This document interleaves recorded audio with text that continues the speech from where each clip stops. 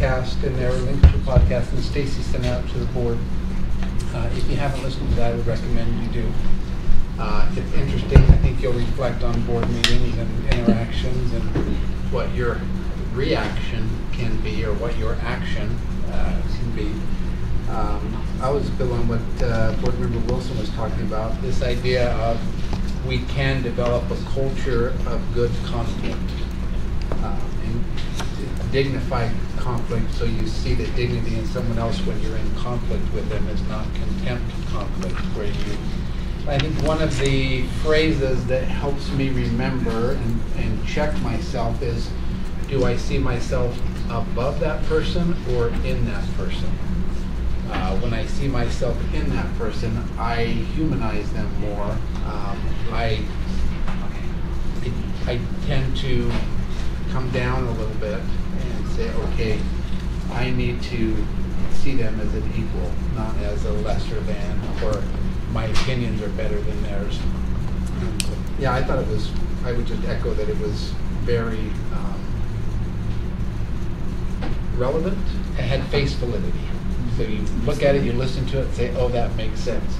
Now to put it in action is kind of challenging because you look and say, oh yeah, I'm a 7 or I don't know. Yeah, maybe a 5. Okay, maybe a 3. 1 or 2, but it's just helpful, I think, to have that scale in your mind to read through it. I just scrolled through it a little bit here, but you can get on the index on that site and take a pledge or just look at the index and it'll run you through. It's not difficult. It's simple in its construct, difficult in its application. And the other thing I loved is her phrase, you cannot maximize what you cannot measure. Yeah. And I think that's something that we're trying to become as a district, is a results-oriented district, so we can maximize those things that matter most to us in developing and bring Scott on board with that charge to say, let's get our measurements in place so we can start maximizing those things of most value.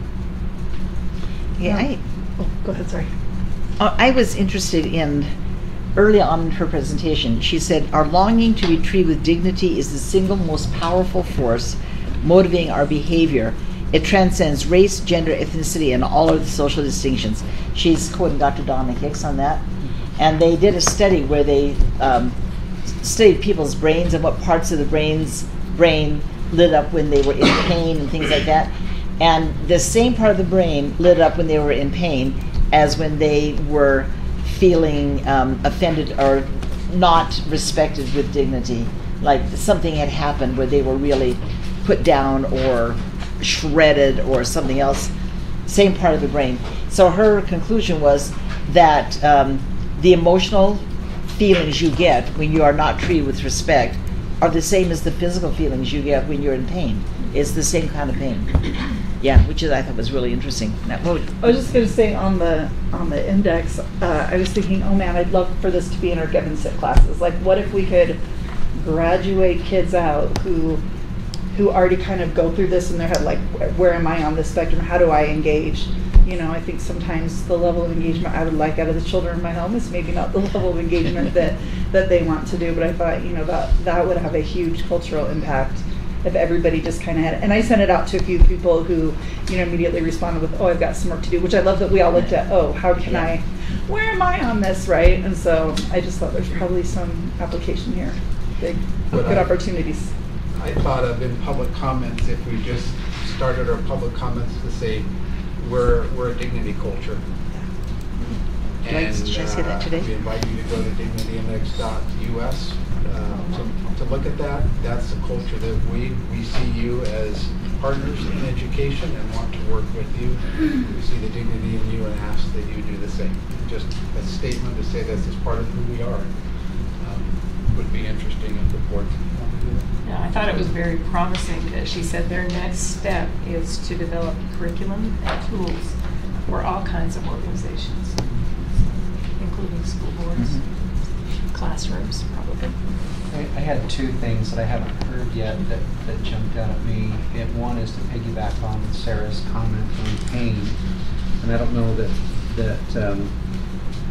you picked up on this, maybe you did, but a wound to dignity can be more painful and longer lasting than physical pain. And I reflected, when I got home, I talked to Melissa about it. We pulled up the website, we took the pledge, and then we talked about that statement. And we talked about experiences where a wound or an attack hurt worse than a broken arm. Yeah. Or a physical, a cut or something. We talked through that as husband and wife, and it was really interesting, the dialogue that we had. And the other thing that I just wanted, and again, maybe those two things resonated with me because of Dave, and this other was kind of, I had to do some reflecting. I think I shared this with DLT maybe, or somebody else, but if we truly want to seek dignity, we must look at ourselves. And they talked about the mirror.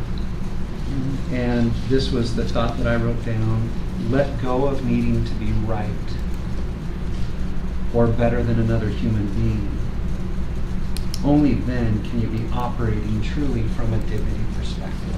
If you're focused on being right or winning, as was shared with other comments,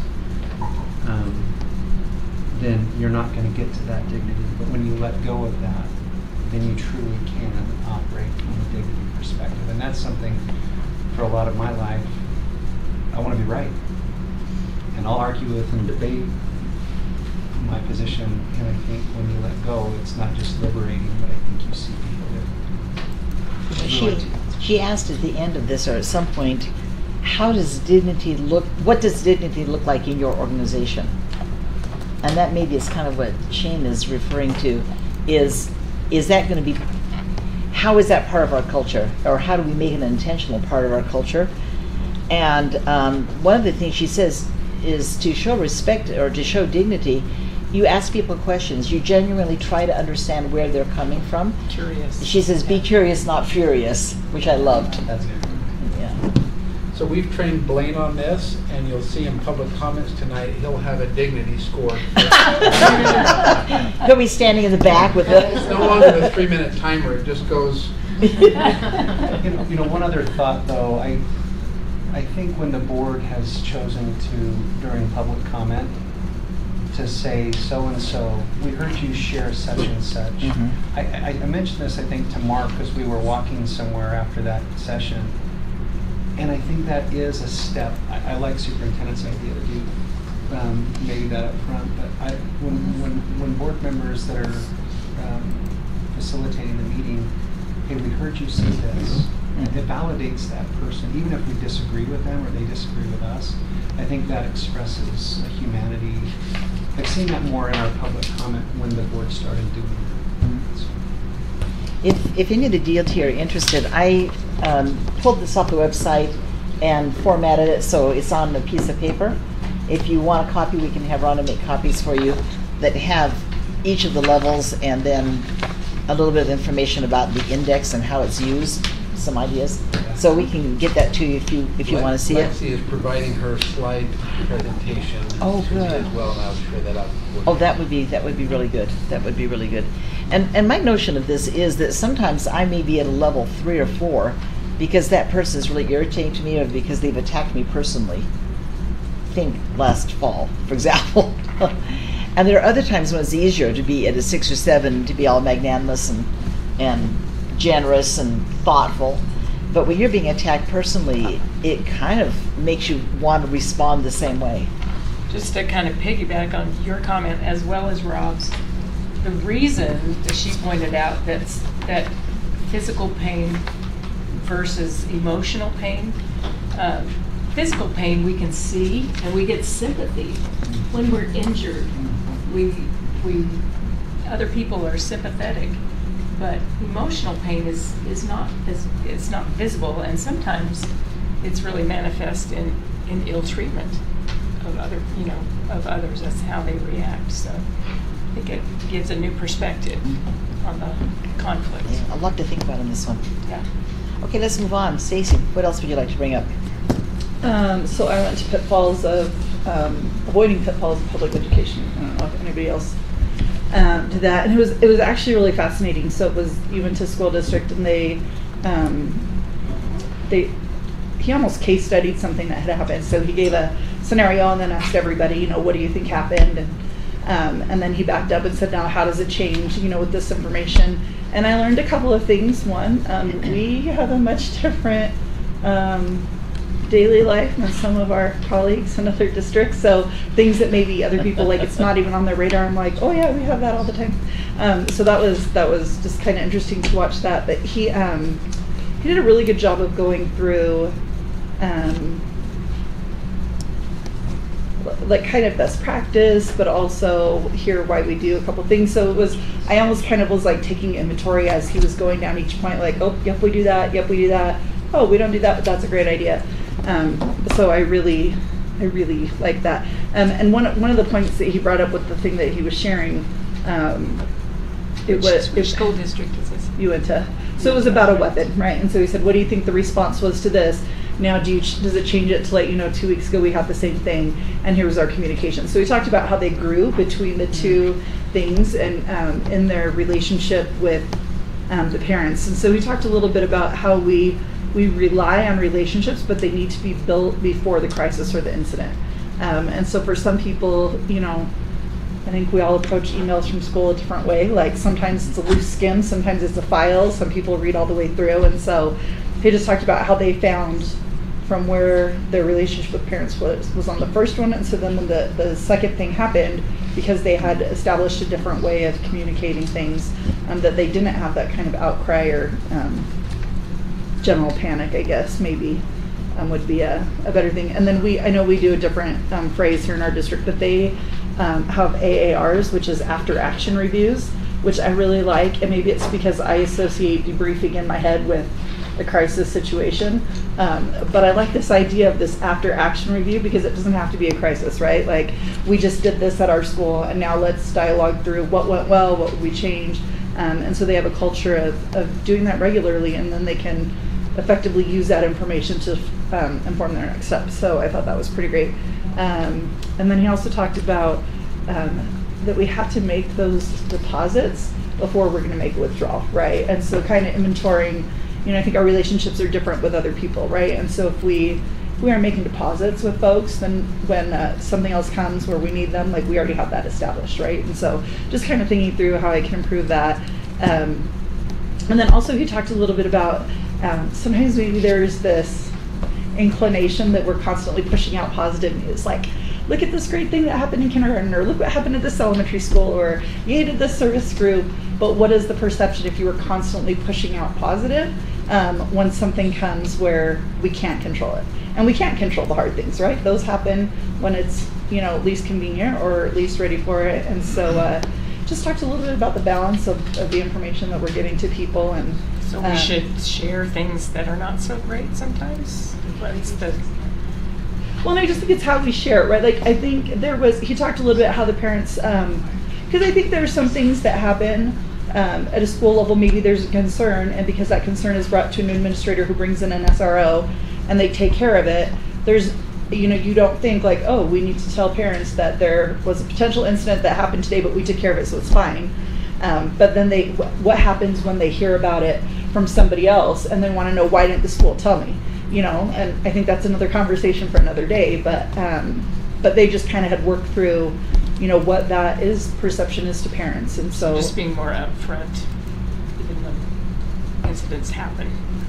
And ultimately, because if somebody finds out from a different source that may or may not be accurate, right, and then they take that information, run away with it, and suddenly it becomes something that it wasn't. So I don't know, it's a good conversation to have and work through, and I think our schools do a great job, and I don't know that, yeah, anyways, that's a conversation for another day. But it was just an interesting thing to think through. They talked through a little bit, you know, showing people what the district is doing. I think our comms team is fabulous at that. But also specifically to show what we're doing with the kids and the money, right? And so sometimes I think for us, we see the budget, we know what goes where, but if you are a parent or, you know, a community member, you don't necessarily make all those connections. That's really important for people to see. And then they talked a lot about different ways that we share information on social media and how we interact with people. And I think some of us are different than most of the school board members, so that was surprising. I talked to a neighbor next to me, like, oh yeah, I have a group, we have, conversations. But the one thing that he mentioned too that I really, really liked was that transparency equals trust. And I know that everybody has a very different idea of what transparency is, but I will tell you, with some of our patrons who maybe they and I don't see eye to eye on things, but I think we've always tried to be honest with each other. So whether we come to the same agreement, but there's at least that confidence knowing that we're being real and authentic and accurate. And I think that is really helpful. So he put an image up that I don't know if I took a picture of it, but he was talking about how, so the image, just if you will, go with me. If you're not visual, I'm sorry in advance. So there's a person leaning over and there's like 3 little red balls, right? And then there's probably like 150 yellow that take up 60% of the rest of the picture. And so he said, when you look at social media, you have hundreds of people who are, totally happy with where you are. They're thrilled with the direction you're going, but there's 3 really angry people, and that's where you put your focus. And I was like, ooh, targeted. Thank you for that. And so, because there were a lot of board members that kind of asked, what's the role of a board member, in social media, and if your district is putting things, what do you do? And I was like, no, I don't feel, I guess there's just a feeling of like, do I need to get on and defend all the things, right? And so we kind of talked through that. And then after that image, he said, why do we let these pieces live rent free in our head? So I'll let y'all just chew on that for the next few days, because I think it's really easy, right? When you have a few very loud, upset people to think, like, I don't think any of us ever want anyone to be upset, right? And the reality is that's just life. And so Daryl and I actually had a conversation after we had both gone different times, and he said, did that hit you? And I was like, yeah, that hit me. And so I think there's a point where we know that we are giving people the information, and whether they like it or agree with it, like I can't control that for somebody else, but I can know I have given them what I know, and at some point you just have to say, this is where this ends. So, and then also, and I'm a big fan of this one with social media right now, we spent a little time talking about praising loudly and fixing softly. And I love that. So I think that is appreciated. Sometimes I'm in SEC meetings and someone will bring something up and I will just gently remind, so if there are personnel concerns, share that with your principal later. And so that's probably something we could all do better on, right? And then they just went through different op-eds for papers, or, what's your story? So they talked about telling our story, which, thank you, David, Karen, and team, because I think, I'm just going to say it, I think we do an excellent job of that. And so one of the things they posed to the group as a whole was kind of fostering your relationships with the different media outlets. Like, obviously you don't want them calling you every single time there's a thing, but he said, and I totally got a visual in my head, he said, do you want an angry mom in pajamas telling your story, or do you want it to come with facts from the district? And so I think we have all seen different stories, across the country where you go, oh, okay. And so they just talked about, because he's a former reporter, and so when he slid into this piece, he said, I knew, so he explained a little bit about what he did as a reporter and how that kind of impacted stories. And let me read. So the first part of the rent-free part was, you're trying to be rational with irrational people. Why are you letting them live rent-free in your head? So anyways, and then he just brought it back to, what's best for kids. And he went through a few things that I think we all know are best practice that maybe we don't always get. So we kind of went through the perception of, and I thought, oh my gosh, I'm so guilty of this. I can never hear anything. So how many times have I leaned over and said, what just happened? What'd they just say? But then we talked through, when you are in the audience of something and you watch somebody doing that, what do you think that is? And so I thought, most of our patrons do not know that I have hearing problems, right? So what is the perception when I lean over, Rob, what just happened? What, and so we walked through some of those things, or, other districts where board members may have texted, each, because they said, I've been watching where I see one board member do something and then there's a pause and somebody else picks up a phone, right? And so we know we can't do that with grandma, but we just kind of went through what that looks like, and how that makes people feel. And so I thought that was a really good, just a reminder. And and the other thing, last thing, and then I'll stop. He said, when you get new reporters, what is your interaction? And I thought over the years, when you make, like, Sarah Shedden, for example, right? Like had a great relationship with her. Well, when she had a successor, I absolutely did not reach out to that person and say hello. And so he talked about the opportunity we have with new reporters, especially as they move on or move into different roles, just to help them understand the basic structure of how a board meeting works. What does public comment look like? What is this going on? And so I thought, oh, I'm gonna do better there. But it was a really good class. He did a great job. Lots of things worth thinking on. So, Stacy, what was his name? I'm happy to give you that and just. Winter. Oh, was it? It was Jeff Haney? Canyons? It was Haney? No. It was you and It was, Oh, yeah. Their PR. oh wait, I think Jeff? What was the name of this session? Jeff Lysick. Yeah. He was fabulous. He really was. He did a great job.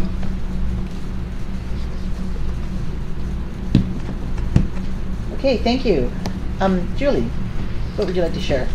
I guess I just want to share kind of specifically one quote from the keynote speaker.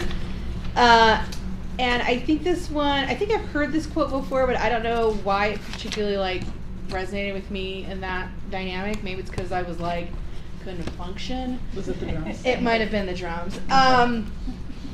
He said the coolest thing is that what you do matters. The hardest thing is that what you do matters every day.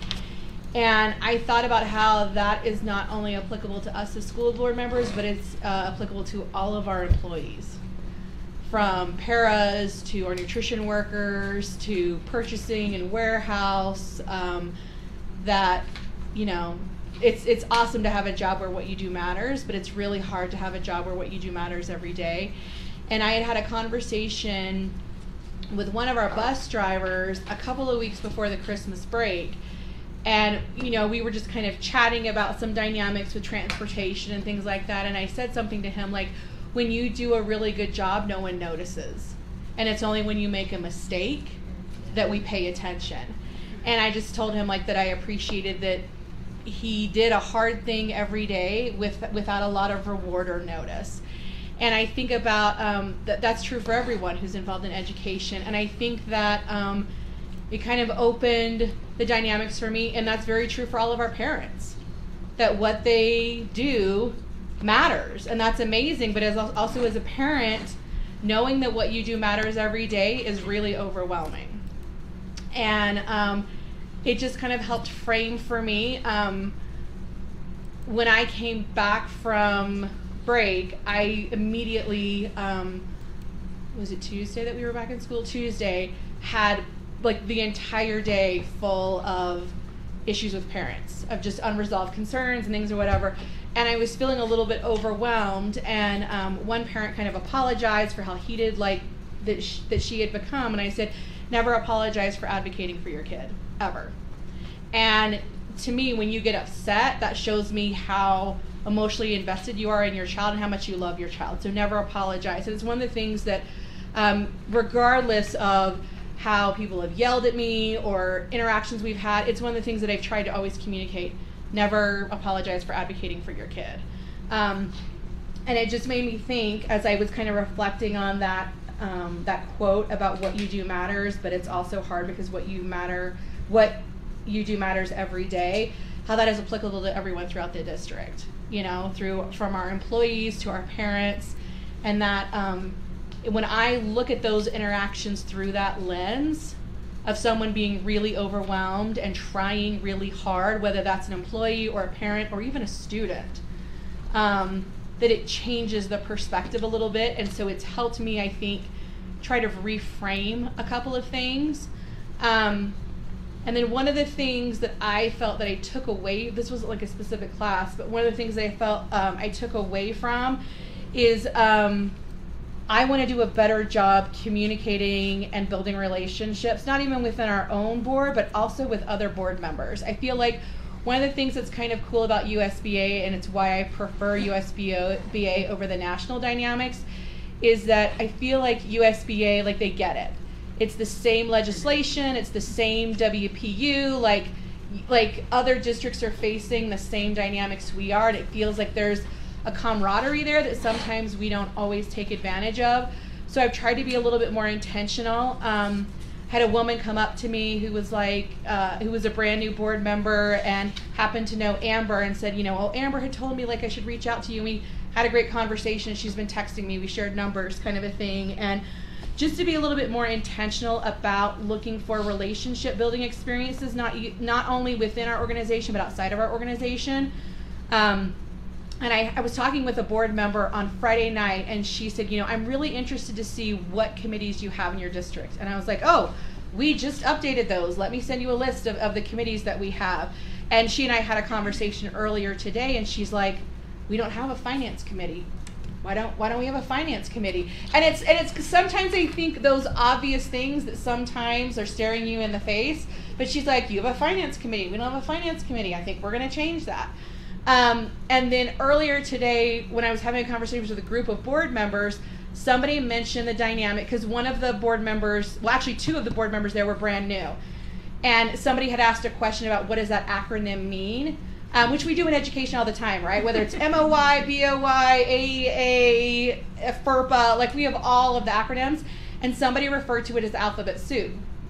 And I said, oh, we've got this great board handbook, and we have a list of acronyms. And literally everybody in the room said, can you send that to me? And it was, some of it was legislators and some of it was other school board members. And they're like, I need the cheat sheet. I was like, well, let me copy and paste the cheat sheet for you.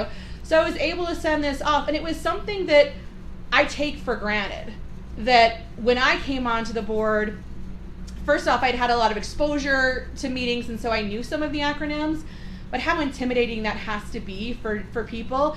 Like, I had a legislator lead over and ask me a question, and she happens to be a new legislator, and I answered her question, and then somebody asked a question later, and she's like, she said, I admit I knew nothing about that Title IX question. But how often are we willing to be vulnerable and say, I don't know? I mean, I know I asked Rob the name of an acronym just last week. Like, what does that mean?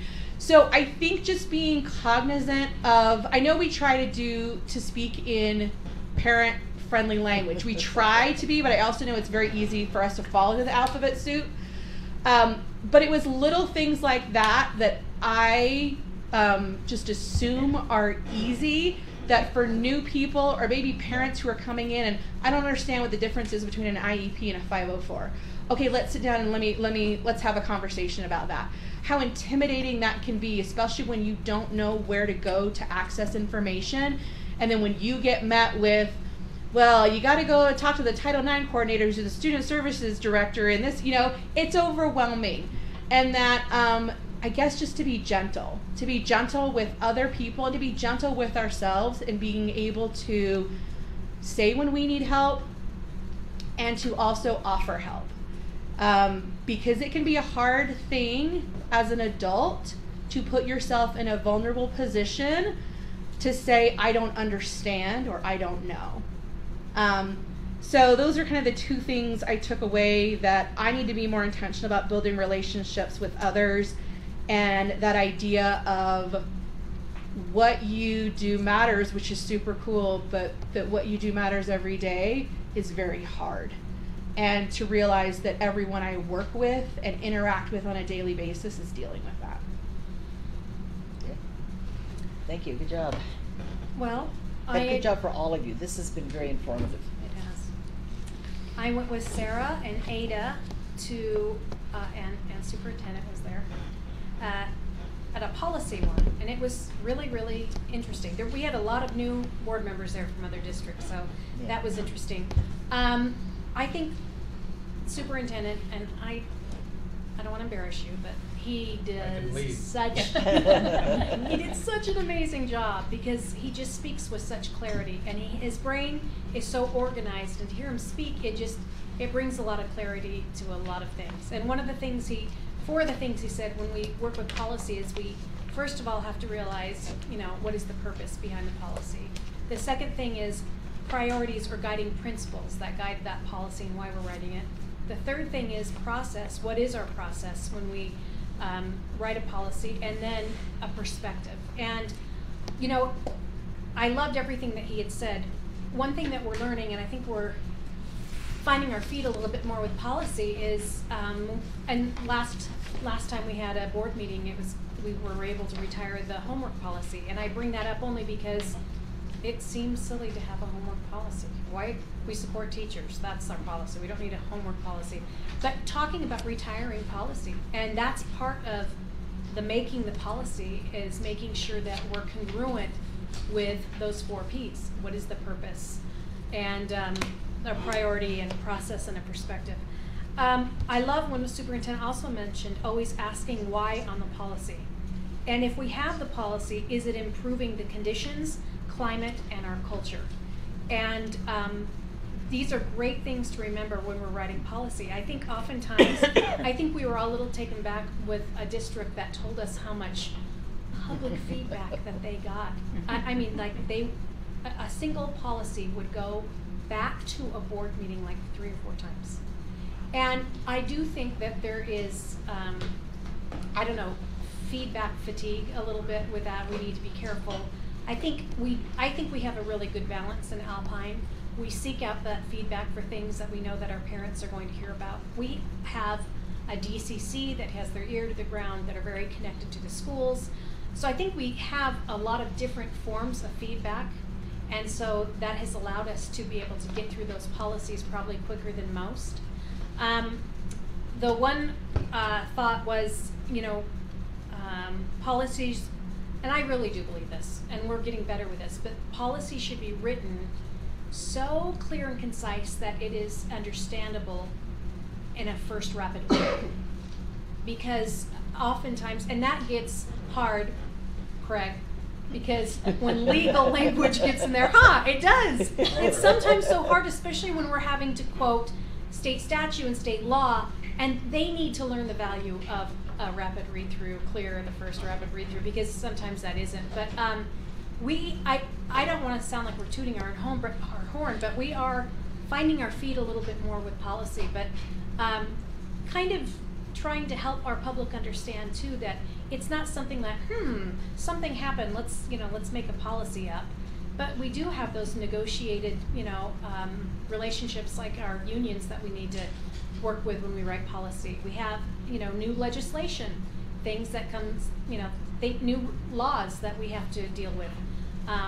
And periodically we have situations where risk management says we've got to fix that because that's very problematic.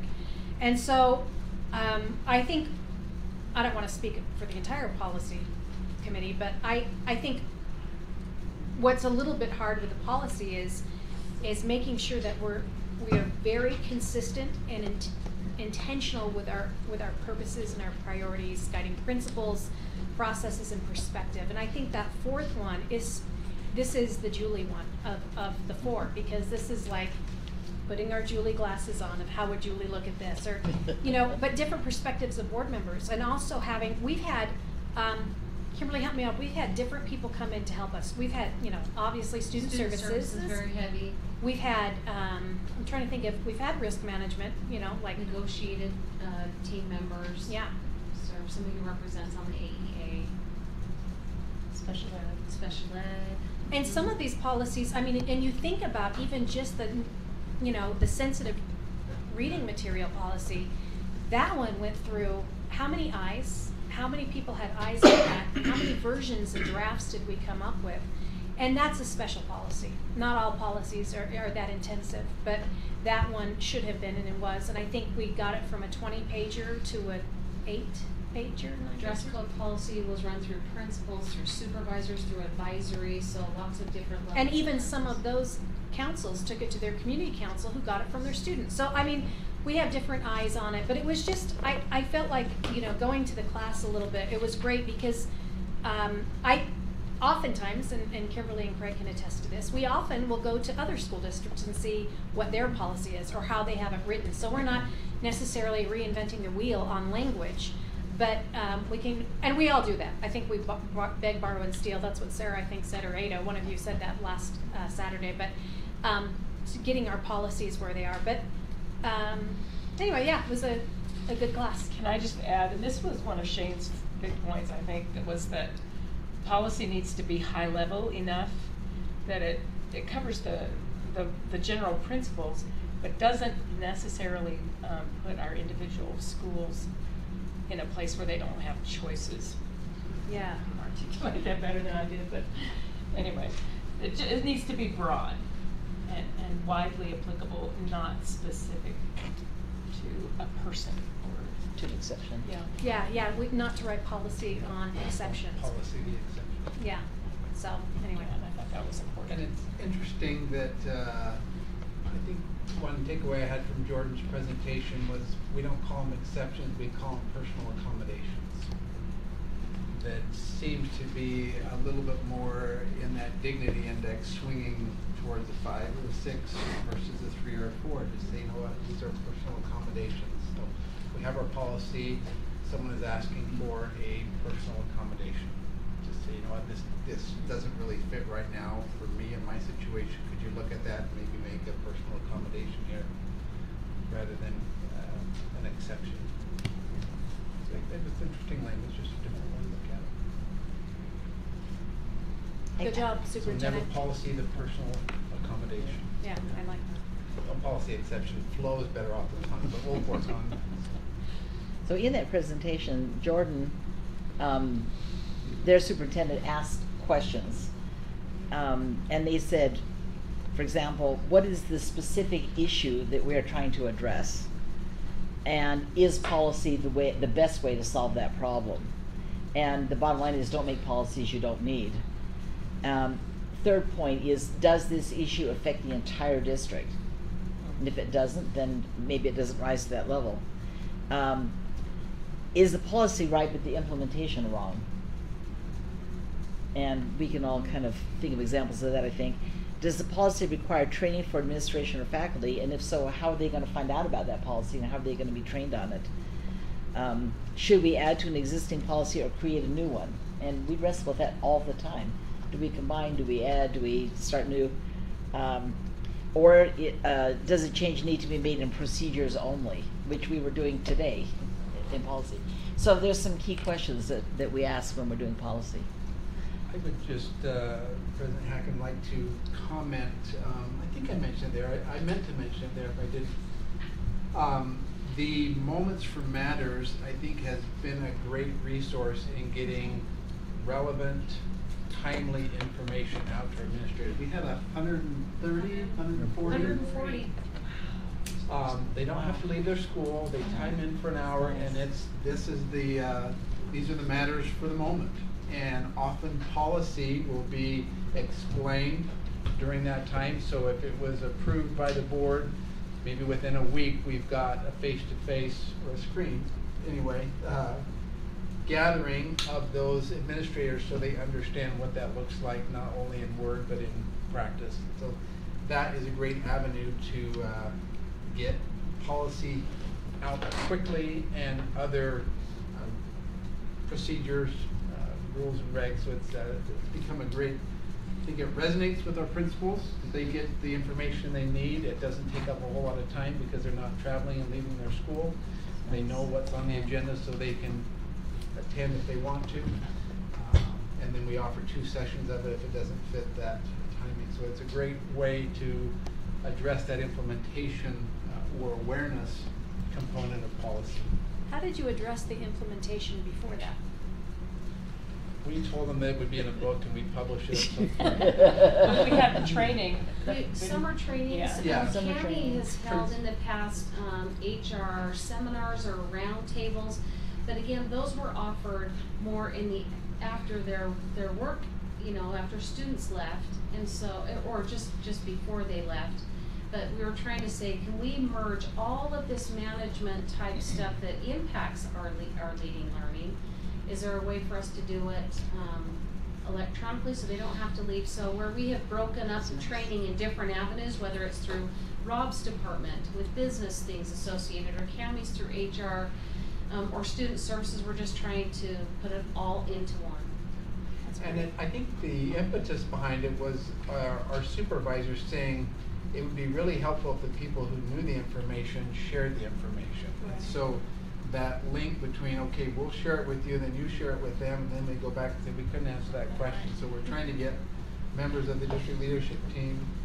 Kimberly oversees that, but then brings in different people to say, let's get the expert in front of the principal so they have the information and they can ask questions. So it was a way to get information direct from DLT to the principals without having another physical gathering and meeting and making it a challenge. So, and then principals meetings would be another avenue. Once a month we would go over the management issues. So it allows the leading learning team to focus a little bit more on leading and not have to worry about management. Principals still need their management issues resolved, but it shouldn't come at the expense of the focus on leading learning. Good job. I have never tuned into that, but we're invited. We can tune into that if we want to? Or no? How does that work? Is this We not? haven't been invited. We haven't uninvited you. Oh, It becomes a different conversation when a board member is present. Okay. I can understand that. And we are trying to make this a place Okay. where they feel free to raise concerns and questions without this Okay. scrutiny or awareness of a board member. So Okay, I'm we just talked wondering if about I maybe missed recording them and something. Oh, they're all recorded. If you guys ever do want to listen, they're all recorded. We have not been given that invitation either. you just did. Okay, that's okay. Yes. So- Just maybe one of us asked repeatedly, that's all. We have an electronic library that's got a logged date, Okay. time, So everything. it You wasn't can my see the number of participants, but the board is never talked about in those, but it's just that tone that they can just feel free to say, listen, I have this issue. We met with, a teacher and a family here, and so they feel Okay. like this, it's an area where they feel like they can talk amongst their It's a safe peers place. and say, what are you guys doing? Okay. So, anyway, but yes, they're all recorded, you can have them all. No, I know they are, and I understand, right, when it's a new thing, the last thing I would wanna do is, insert where it's not necessary, and I think I initially had just asked, when you get to kinda hear I think a lot of times we get a consensus at the end, and we don't get the process leading up to that, which usually explains so much, but, I love this avenue, and I love that you were able to meet a parent need, which is concern when principals are out of the meeting, so a lot of good things came from it. And I didn't mean to go away from the policy discussion. It's just an avenue that we have to share changes. Yeah, I just didn't know if we were invited to that or not, or if I just missed the boat on that, so that's good to know. Oh, thank Yeah, you. we could even pass it along in the communications if that's where you want it to be, Lovely. or I think whatever. we'll process through that. And again, we want to maintain different forums for different purposes. And Sure. This is a forum for vulnerability and openness. Ada, what would you like to share? Well, I kind of like to piggyback and go back to the keynote address that Julie referenced. And it's interesting how we can all key in on different things. But the keynote speaker was Clint Pulver, who is the organizer of the Green Man Group. And his main point was that someone in his life had made a difference in a moment. And our theme for the year is moments that matter. And I thought it was interesting that he was highlighting that very same thing. But in this moment, as a child, he was told that he was not a problem, but a teacher opened up some opportunities for him that really changed his life, and he became a drummer. And so, anyway, it was a wonderful point. But one thing that, and he had several points that he made, and I think if we read his book, which is called I Love This Place or something. I love it here. Yeah. I love it here, yeah. But I thought it was interesting that Julie was talking about people and how important they are every day. But he said out in the workplace, 87% of employed people are looking for a new job, which is, in our field, is very daunting because we rely on teachers to be committed, and students need that continuity. So he challenged us to think of a person and just ask him these questions. What can I do to keep you with our organization? What is getting in the way of your success? And what can I do to help you? So I thought that was interesting that those of us that can ask those questions and maybe make a difference for someone to keep our best people in education, making a difference in the lives of kids. So he said, check on people's status. Don't let things get out of hand. I think that's good counsel for us and for our supervisors, at every level. Check on your people, make sure they're okay. And he talked about different kinds of recognition. And he said, don't underestimate just vocal praise. Praise out loud is very valued. He talked about recognizing through offering experiences like training, time off or flexibility with time off. Money comes down, like number 4.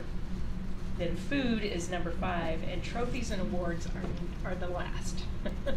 So I thought that hierarchy of rewards was interesting.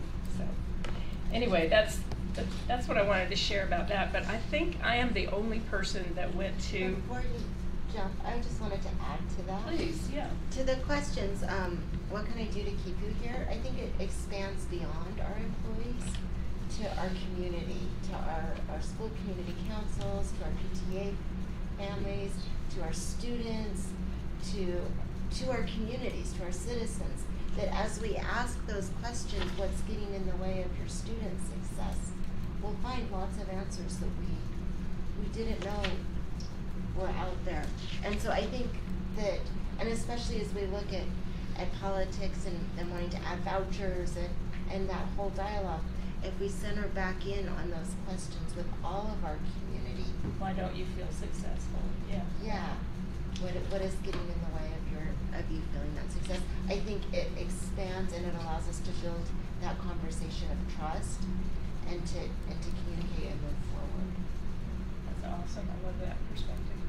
He asked the Reviewing question. that Hanover okay. survey Yeah. yesterday in DLT that Scott and his team are reviewing that we've been doing year after year, and so that will come out again this spring and look at our climate culture survey and employee satisfaction, and we'll have the opportunity to review those findings with the board. So, sorry. Were there any other observations about that particular? Well, he asked the question, who are the rock stars in your district? And do they know that they're rock stars? And if so, how do we recognize that? And so we have the, let's see, what are we calling our awards? The RISE Awards. But are there other ways? And he told us to think about someone that we thought was a rock star. And I did think of someone who used to be one of my principals. He's not in the district office, but he's amazing. He's just phenomenal what he does. But I'm not sure he knows that. So just something to think about. One of the ones that kind of got me that he said was, we're the number one reason why people stay and the number one reason why people leave. And I was just like, chew on that for a minute, right? And so, Yeah. and I appreciate, when he talks a little bit about connection too, and that significant loyalty doesn't come without connection. And so it just had me thinking, like sometimes I'll have a quick interaction with someone. I think, well, I'm going to circle back and make sure they know X, Y, and Z, and then the list gets on, right? And so, I'm just really trying to focus on, when I have a thought, and not, let me just stop and say, let me recognize you for, just even if it's a quick word. But I really did like that interview. I've had those questions with a few people already, and That's good. Awesome. it's a very cool piece. One thing he said that I wasn't quite sure what he meant, but he said, get to the part about me. I don't know. I'm not sure. I think what he meant What was that that meant.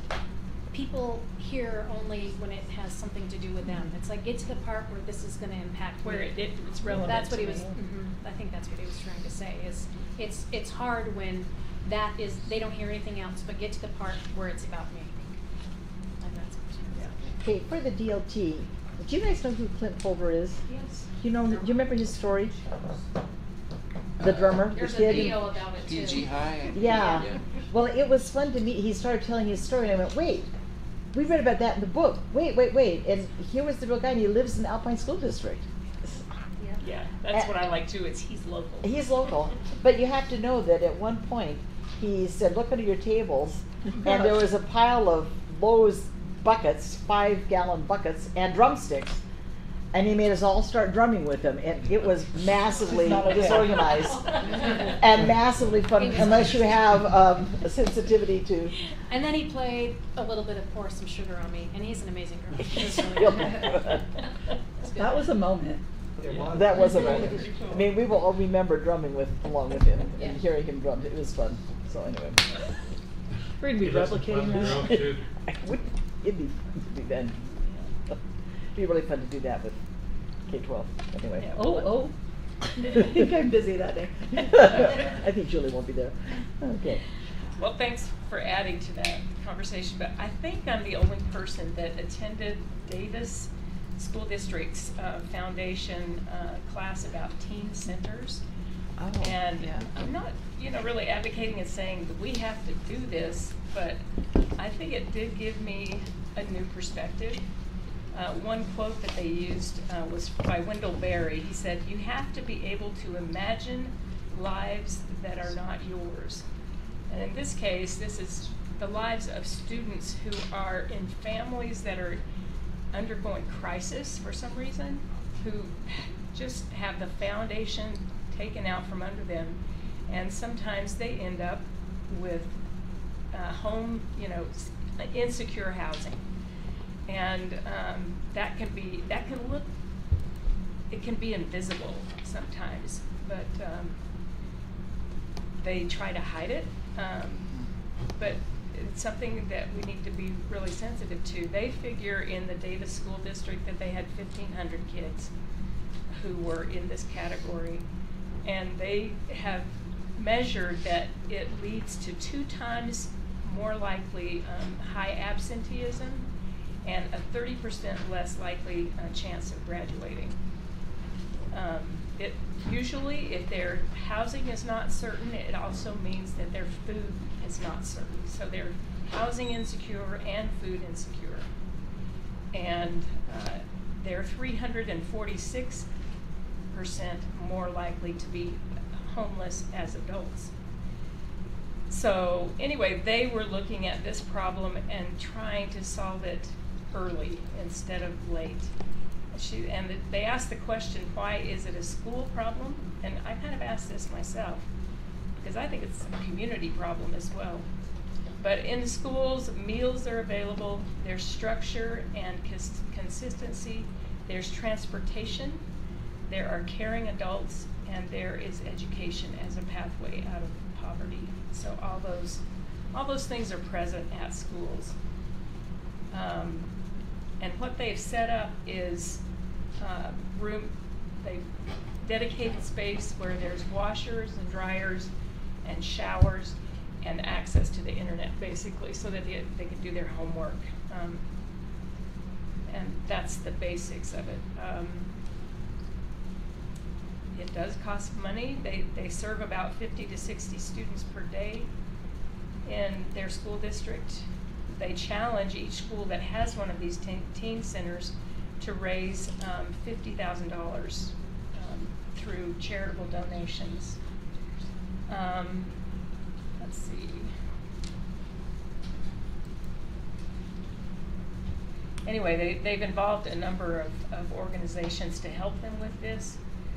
And they are just inviting us to visit if we would like to see what this looks like. It's about $350,000 to make the adjustments to an existing space, and about $10,000 to furnish initially. So, and it does take about a half-time employee, a 5.9-hour employee. So. Did he say how many centers they have? I don't recall. This was Jody Lunt of the Davis School District Foundation, and they decided to handle it on the foundation basis through them. At first it was organized through them, and then they handed it back over to Student Services. So it's actually part of their regular district operations. Do you want I me to think there's send a link? several. I think it's like 3, I believe, 3 of us. I think it's 3 too. The policy project, who did the period products, now sponsoring They're pushing this as well. teen centers. And so they're working with the legislature to allocate funding. We're trying to get 250,000, I thought, for high school. They've been through Alpine School District and looked at our wellness rooms and other things that we're doing, and done that through other districts. Their report is that the best thing to do is just give resources to the local entity to figure out what works in their space for them. So I think you'll see some activity associated with this in the upcoming legislative session, and possibly some funding. I have that they're suggesting 20 million for teen centers. That's Governor Cox's request. So it's wrong, there's 6 existing and 3 coming. And they, Anyway, but it was just interesting, and for certain demographics, it might be something to look at. They're beautiful spaces. Like if you just look at their Instagram account, you know, they'll go there and highlight some different things. And in March, we're doing a study session on our wellness centers, our social-emotional support, and the board asked for numbers on homeless on Canevento. So we'll have that for you in March. And she pointed out that as they have become established, that students refer their friends to the center. It's not. So are they advocating one at every high school, or just a certain number, or? The policy Do they have project a- group is allocating or advocating resources for every high school to develop something that would meet to these needs in their community. Not necessarily a teen center, but the teen center is the name of the project that they're undertaking. What that looks like at each individual school or district would be determined by the allocation. Would we have room at our high schools? I for think that? you would allocate existing space that would you would create new space. They built on to some of their high schools. we're gonna need some more satellites, Rob. They're looking at sleeping quarters as well. That's their Oh, next really? expansion. Oh, man. The one in Provo is associated with revamping a community area. It's really community minded, but they involve the schools that have those disadvantaged students that need to access that. It was some apartment buildings where there were high impacted areas, and they've revamped that, I want to say, apartment complex into this sort of teen center. So they've had some initial meaning the United Way and also Orem City have had some initial conversations with Annalise, myself, and David. And we told them we'd pick back up with just a dialogue late in January. We had one in December, and we said let's pick back up in January. Okay. And these services can sometimes be available in the community. It's just that they're spread out, and they're hard to access for a student with no support. And anyway, it's something we can look at. Well, and I think a lot of our municipalities within our school district, we don't have community centers in our cities. And I've got a couple houses in Lehigh picked out for where I'd like to see them exist. So, you know, I think it's hard to access when you don't already have an existing structure that you can, you know, kind of just make some minor modifications to. Okay, let's skip over and do Joylyn, and then come back to Shane and Rob, if that's okay. So,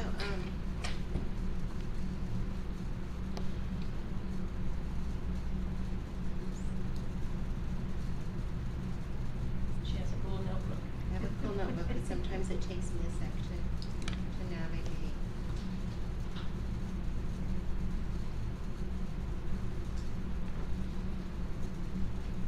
Oh, it's like it was on an extra page.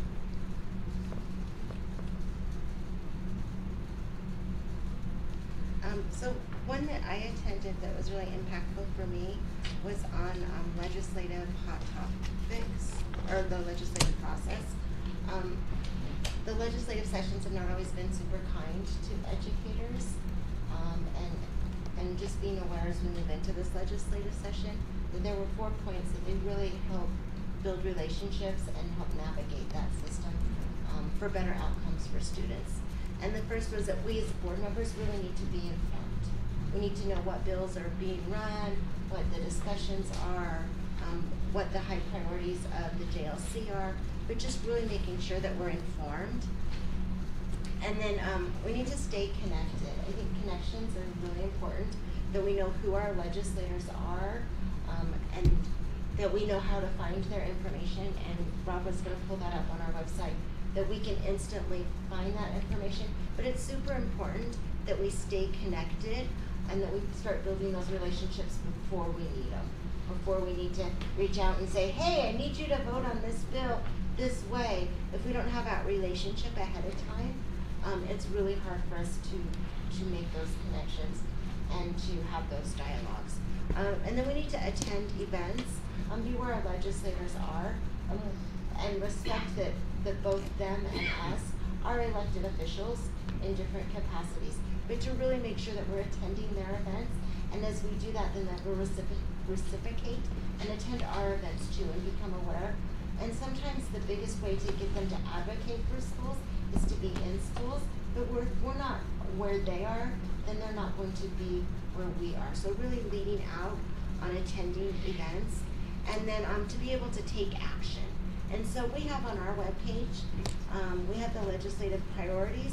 And so over the next couple days, let's make sure we take a few minutes and look at what we've identified already. Now those may change through the session, and it'll go fast, so just make sure that you're checking in on it. And then it's super important that each of us have on our phones, on speed dial, the legislators that directly represent the areas that overlap with ours, as well as the district as a whole, because there may be times where we all need to reach out to a specific legislator.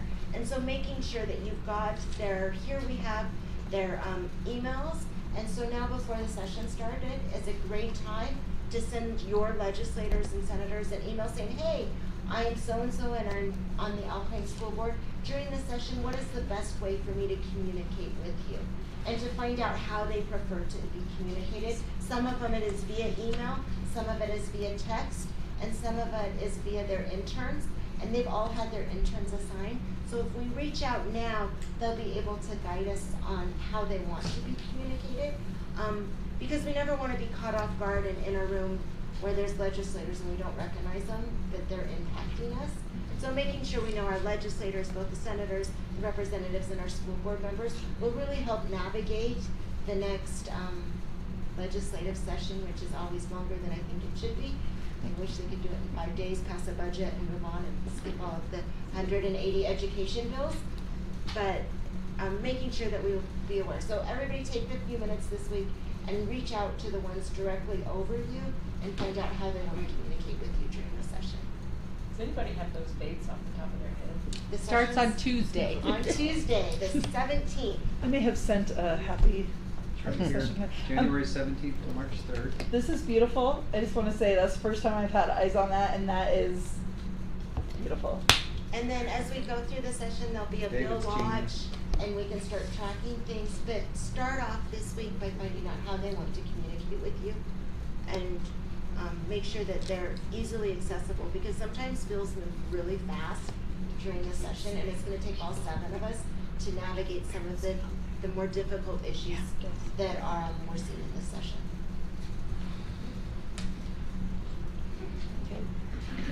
And We have kudos to created- whoever updated that website so fast. David's That was that genius. David? That just barely happened. So I received the assignment at the last legislative committee, so it did, that was quite a while ago. That was December. before Christmas. But the new board members on that Right. committee just were finalized last week, so Oh, that wow. was good. Just being modest. Just say He's modest. David's genius, I've said it 3 times. One other thing we're doing here is we've built a calendar. So there will be a Google sheet that will have what committee meetings are important, where the location. good. Wow. We'll have the bills, it'll be hyperlinked. Nice. We'll have who from the Ledge Committee will be attending, whether it'll be virtual or in person. And then we'll have comments and board positions. Our intern is doing this. He's also gonna link in, if one of our legislators is sponsoring a bill, who their intern is, what they're doing, when they're doing it. So this tracking will fill in throughout the session, but you'll be able to see with this one Google sheet kind of what's happening on the Capitol and where things are at, in addition to what Joy Lynn just went over here with our priority tracking that the public can weigh in. So when the Ledge Committee says we want to prioritize these 5 bills, they'll be here with all of that detail as well. That's awesome. And then in that that Google sheet, it'll have, for the board, it'll have full access to all of that information. So anyway, some good things we're Nice. doing. Good. Anyway, it's exciting. And buckle up, there'll be Big about achievements. 180 bills. This is a In switch back to a That's the previous. average. To a They previous. won't all pass, but they're. And this is beautiful too.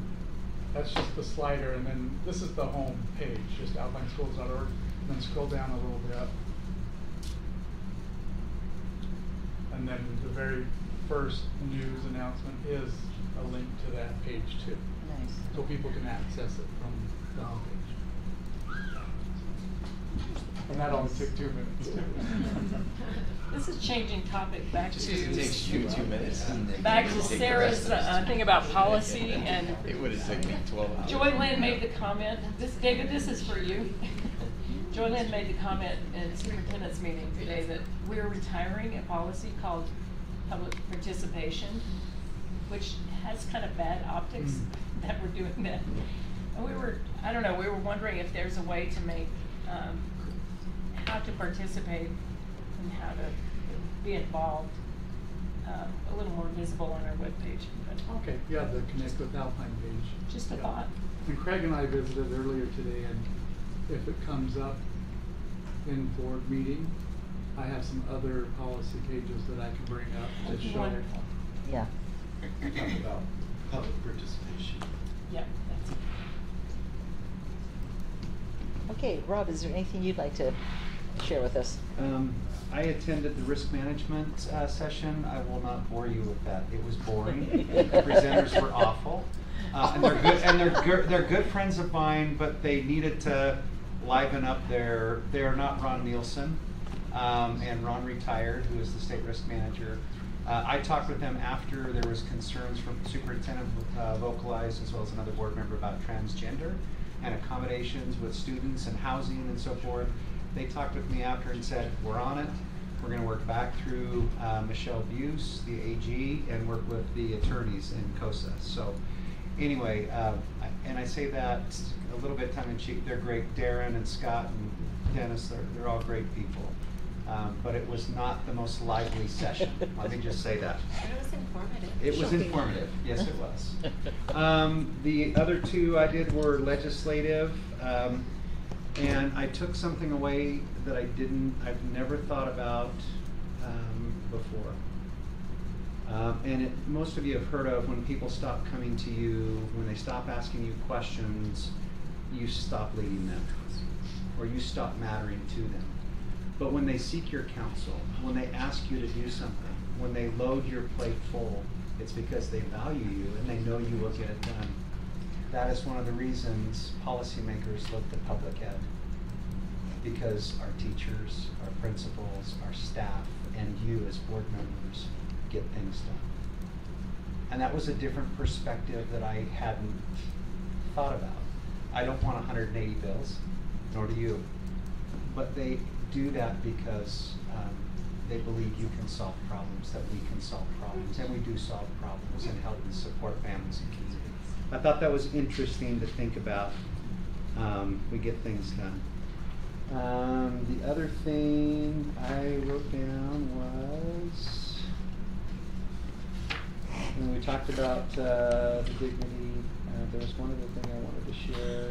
Oh, this was in Larry and Lexi's presentation on the Ledge session, and a couple of key points when talking with policymakers. Keep conversations simple. Keep it real. Keep it focused on solutions, not people. When we do that, we have a greater, a more positive outcome, and a better narrative. So that was a note. I think we try to do that. I mean, even in our Ledge priorities, we want to work with you Even when we talked about scorecard, we changed it from something that could be seen as negative. These are the ways we partnered with you to help students or teachers so I think that was something that really was good. The next point I wanted to bring out in their conversation was emphasize the common ground you both stand on. It's too easy to focus on differences. There's always more that we have in common than what we don't. So emphasize the common ground you both stand on. And then the last note was seek wins for all parties. Compromise is not weakness. Anyway, those are just a couple of thoughts. So that's like a level 6 or 7 on the dignity index, right? Okay, Superintendent, is there something you'd like to share? No, I've shared some thoughts as you have brought reflections from your sections that you attended, so it was great to be there with you, and grateful for that state association. Congratulations to Mark for his opportunity to provide some leadership there. That would be great to have a voice directly in shaping those conferences and that work. Appreciate him and his service there and the opportunity that he will have. So it was enjoyable to be with you. And it was important to have you there, so thank you for coming. Go ahead, Mark. We still have a couple minutes left. Would you care if I shared a couple other ideas Sure, go ahead. that I grabbed from walking around the booths? Uh-huh. So I talked to our substitute. Oh yeah, ESS. Yes, ESS, and I asked, how are we doing in Alpine District? And he says that we really need about $20 more a day to be Yeah, competitive. you did. And he says we're 14th in the state in sub-pay, and he says that means that a lot of teachers, they go to everybody else before they come to us. He says we don't have to pay everybody that. Like, it's okay to say we only give you the extra $20 a day after you've subbed for 20 days, for example, or something like that. And so he says that there are ways of making it so it doesn't cost the district as much, but you still are able to advertise the higher rate and attract more teachers. And I mean, we're not trying to be disingenuous, but still we want to find a way to attract in the best subs. He noticed that we've been doing better at sub-fill rates, but just acknowledge that it is a challenge with the inequities in the pay that subs get. I also thought, I talked to Synergistics a little bit. Sam Jarman works for them now, and I liked that we were on the flyer they hand out, that we've decreased our energy use per square foot by 21% since we started with them.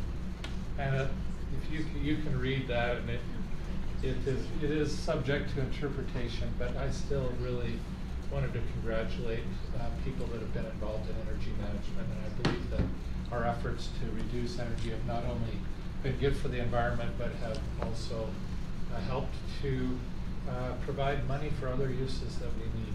So anyway, that was, sorry. No, that's good. That's very good. Our time is almost up, and I'll just make one comment and then ask one question. The comment is, Julie and Sarah and I all went to the same session. It was called Supersize Your Leadership Skills. And it was something similar to what I think the DLT has done, and there are lots of versions of this where you fill out a little questionnaire, and then they have 4 main styles: analytics, drivers, amiables, and expressives, and then the advantages and the disadvantages of each, and the characteristics of each, and their strengths and their weaknesses, and how you recognize them, and so on. But what we thought was fun is that Julie and I are polar opposites. Almost exactly polar opposites. So this would be good. I tend to land in the analytical quadrant, which means I like information. And Julie is very creative, and she has a lot of ideas. So what you're going to see is the dynamic where Julie is going to say, hey, let's do this. And I'll say, what an interesting idea, let me think about it. But we know that now, so that would be helpful. So it was fun to us as we went through this, and we're sitting next to you like, oh, you're where? And Sarah is amiable. She's on the amiable scale. And it says, they'll just they help anybody anytime. They like to have fun. They're the cheerleaders. They like validation. And I thought, boy, they kind of nailed it when we looked at these characteristics. But what was like, super interesting yeah. is when he'd say, this is what irritates yeah. someone who's analytical. And if you're amiable, never say this. Or if Yeah. you're someone who's, you know, a driver, you've got to be patient. I mean, what I liked is the scenario saying, don't ever say that. That will Yeah. drive someone crazy. So it's kind of good to get the feedback of, oh, I see why I drive my board crazy. So it was good. So yeah, so it was really a fun session. It was interesting for us, and we thought, boy, this would be fun to do with the DLT. But you've already done something similar, right? We hardly have any drivers. Really? Uh-huh. I think we ought to check on that. So anyway, so that was a lot of fun for us to just look at that, because there seems to be some truth in it, you know. And you'll see this in action, I think, in board meetings. So that was good. Okay, we have 5 minutes left. I wanted to ask the board and get input from everyone. A couple of things. Number one is governance. There have been years I've been on the board when we've done virtually no governance. And there have been years when we've done it every month or every study session. And it seems to me that some of the governance we've done has been most effective when it's been key to the book we read. And we were all on the same page, and we were looking at that and kind of diving deep into that. And then when the book ran out, we kind of started making up our own stuff, and it was good stuff, but it was just kind of out there all over the place. So my question is, would you like another book? Would we like to look at a book, maybe even 2 a year, one in the spring, one in the fall, that we read together and we discuss? And if so, is it a book that DLT is reading, or which maybe is more general or more specific to your area?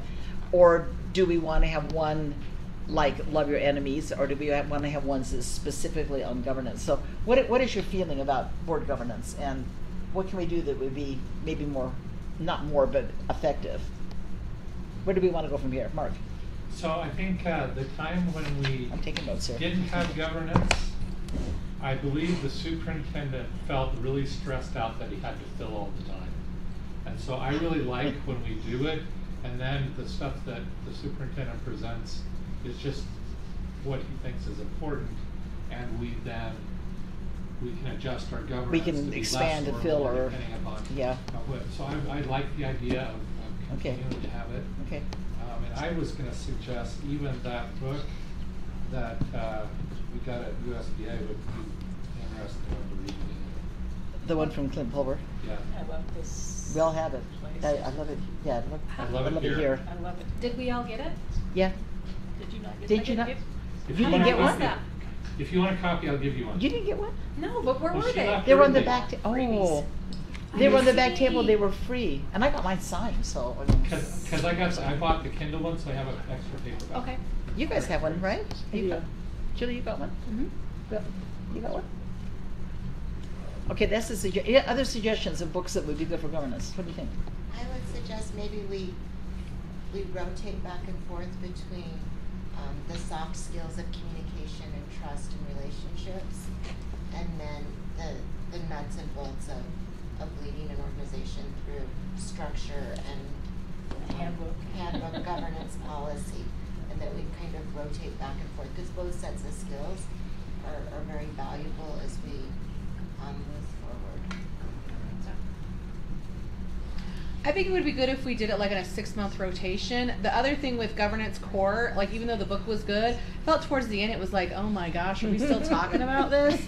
So Yeah. it might be nice too if we just kind of would, like we focus on like, all right, we're gonna do the first like 2 chapters or whatever.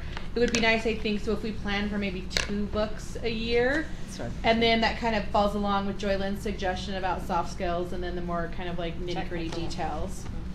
That would be my suggestion. And Okay. I'm reading one that Annalise gave to Equity Committee, Districts That Succeed, that I am loving. I'm not done with it yet, but it feels like it is research driven and very focused on like, this is what you can do as a district to improve student learning, which I feel is sometimes like this ether out there that everybody talks about but nobody understands.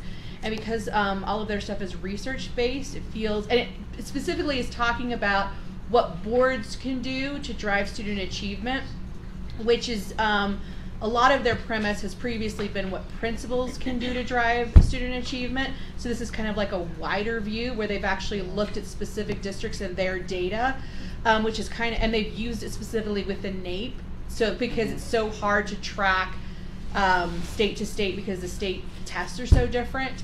But I think the districts that succeed, it's only 150 pages, it's not a crazy thick read, but it's kind of data rich. So it might be a good idea too to see what DLT has read and maybe what suggestions they have for the board as well, based on what you guys have chosen.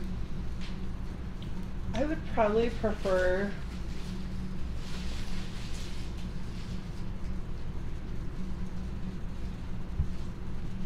I'm trying real hard to find words here. Like if it could be a shorter time frame with a specific, like I probably don't love it when it's, you know, the day before or earlier in the day, hey, be prepared to talk about this paragraph. Because I'd speak for myself, I don't put my best self into that. I think I probably most enjoyed the day, it was like a work session, and I think we broke out in different groups, and so we have those smaller conversations and then it would share out.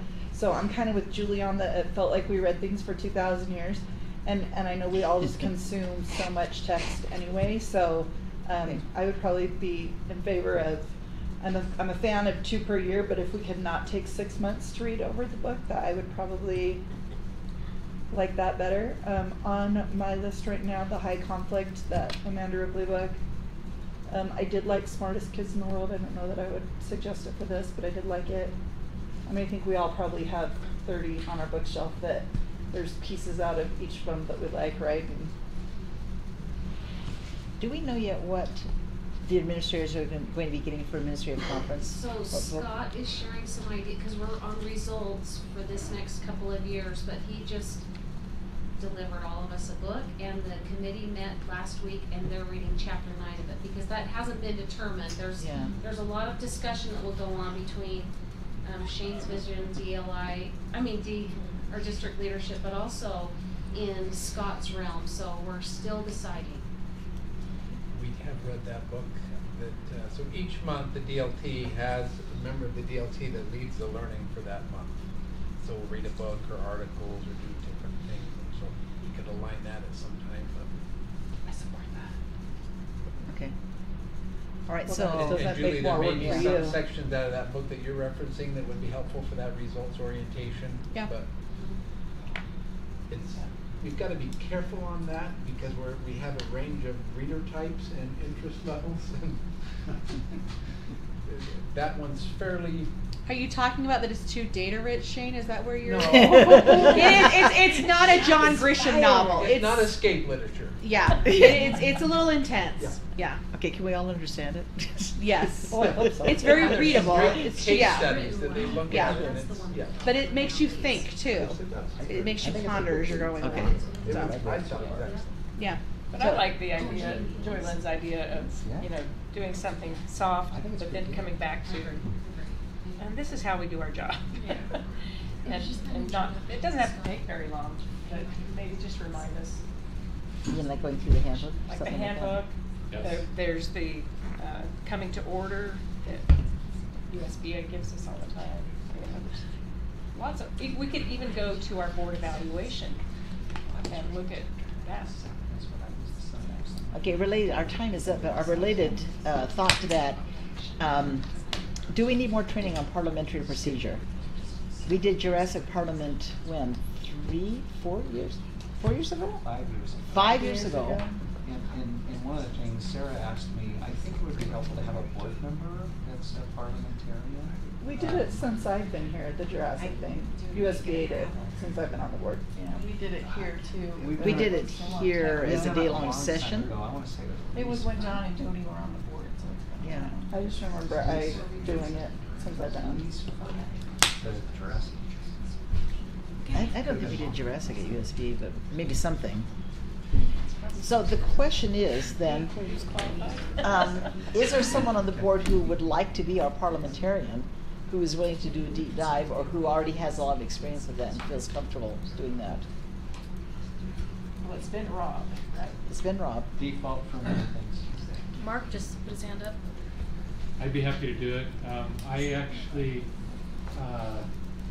although I think the Jurassic presentation is fun, it's not as fun when you hear it the second or third time, I'll just put it that way. And so I think Okay. it would be good if we had I mean, I like Rob's rules of Rob's rules of order, order. which was a shorter presentation, but I think we could go over. Okay. That would be sufficient. Okay, maybe a study session, we can just go over parliamentary procedure, anything that we need to brush up on. Well, we don't also typically need to dig down 2 and 3 levels, right? No. So I think that's probably a big, I mean, I have a little cheat sheet I can hand out that I think we use this much of parliamentary Yeah. procedure, so. I think Well, actually, that's Stacey, why you I read all don't of think we them. need the full thing. But it would be nice to remind ourselves. And so, yeah, anyway. Okay, let's go to dinner, guys. Thank you. We'll adjourn until 6 o'clock. Okay.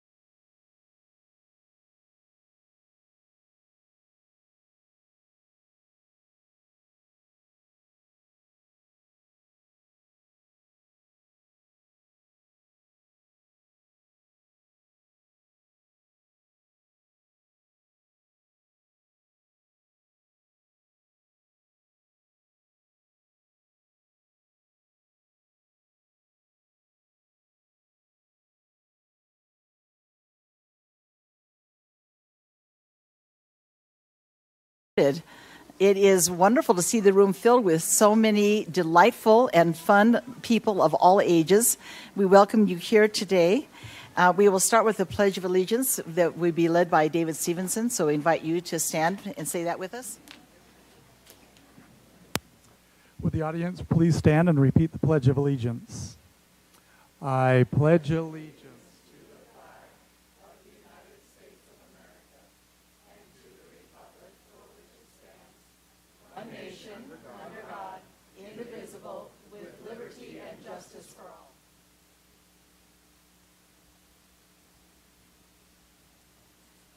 And now we will have our inspirational thought or reflection by Patty Harrington, and she will not be coming up to the stand. She will be doing it where she's at. So over here, if you can, there she is.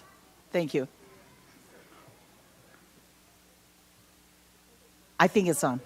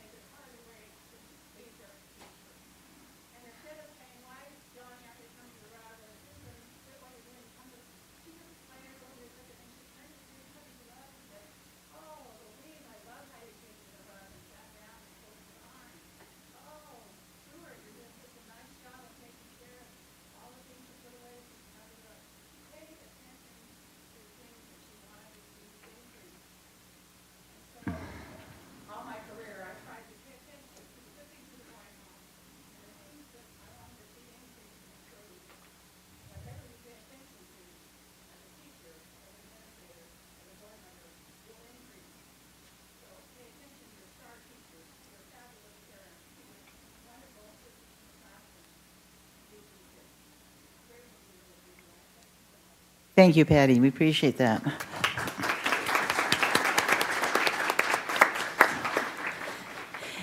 The next thing on the agenda is one of our favorite parts of the meeting, and that is giving recognitions. We have two different kinds of recognitions we're going to be doing tonight. The first is the RISE Award, and the second is Student Art Awards. So we'll describe each of those as we go. So we'll do the RISE Awards first. This award is a relatively new one. We just started it this year. And for someone to be considered for this award, they have to be nominated by someone at their school.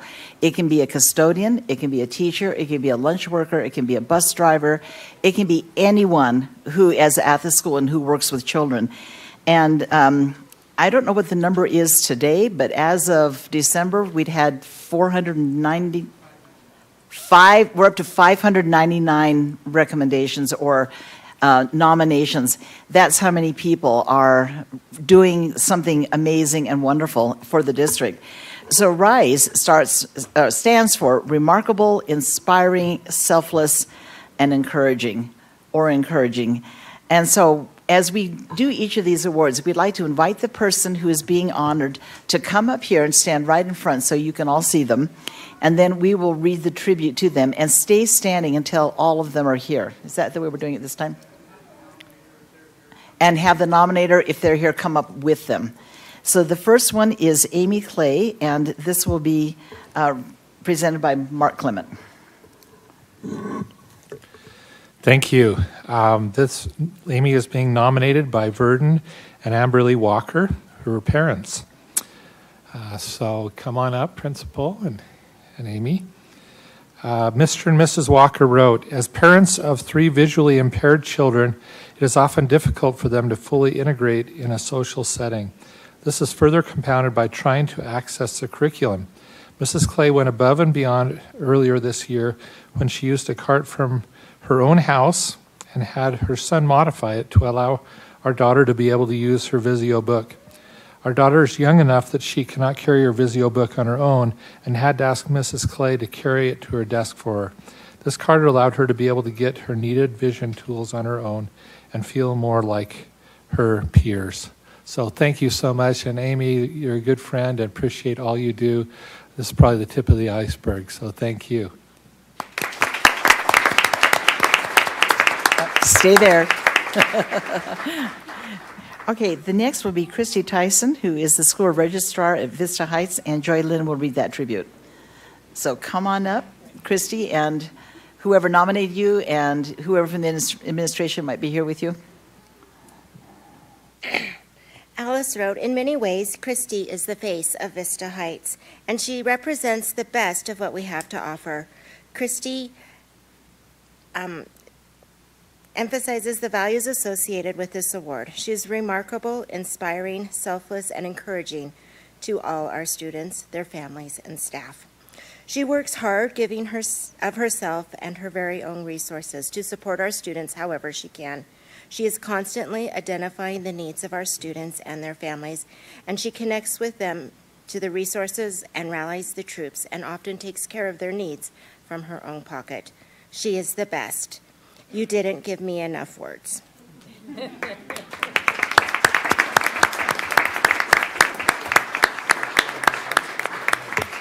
If they're here, we'd like to invite the school supervisors to come up as well, as these people are honored. The next one is Lisa Lister, who is at Oak Canyon Junior High School, and she was nominated by a student, and her tribute will be read by Mark Clements. So we invite Lisa to come up, administrators. The nominator is, okay. Okay, and Kate's here too, so this will be great. Okay, so she's been nominated by Miliani Tukuafu, a student. Miliani wrote, Mrs. Lister helped me appreciate English. Her class was engaging, but she also made us feel valued, and she didn't treat us like little kids. I usually don't like English, but I always look forward to her class, and it was the highlight of my day. Almost all the other students I've talked to absolutely loved her, and she seemed to genuinely care about us. Her kindness motivated us to actually try in her class. I enjoyed Shakespeare in her class, and she taught me to appreciate poetry. I learned better in her class than any other English class I've ever taken. So thank you.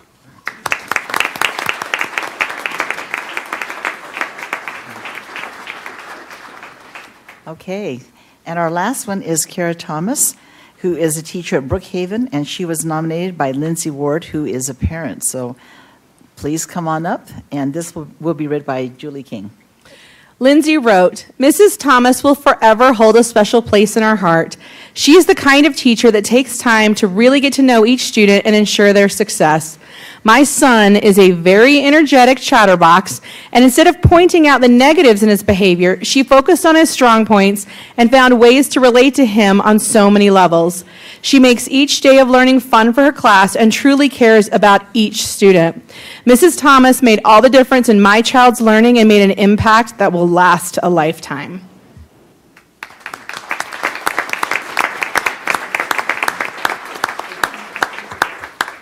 Okay, now the next thing is we take a picture, and then they shake our hands. So if you are a family member and you would like to take a picture, this is a great time for you to do it as well.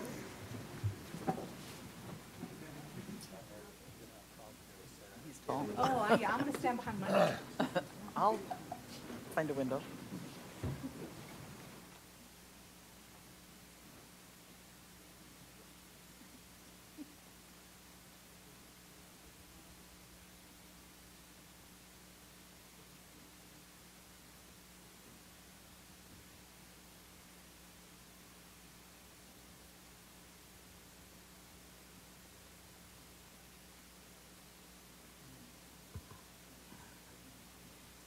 Okay, now if you'll just turn around and come across the front here and shake our hands. Congratulations. Thanks, Mike. Appreciate you being here. Thank you for all your words. see you. Congratulations. That was awesome. I love to hear you about that. Good to see you. Hey, it's so great to see you. Yes. Thank you. Nice to have you here. She is Thank you. Hi, it's Barry, right? Sarah. Thanks for coming. Hey, Barry. Good, how are you? Thanks for coming.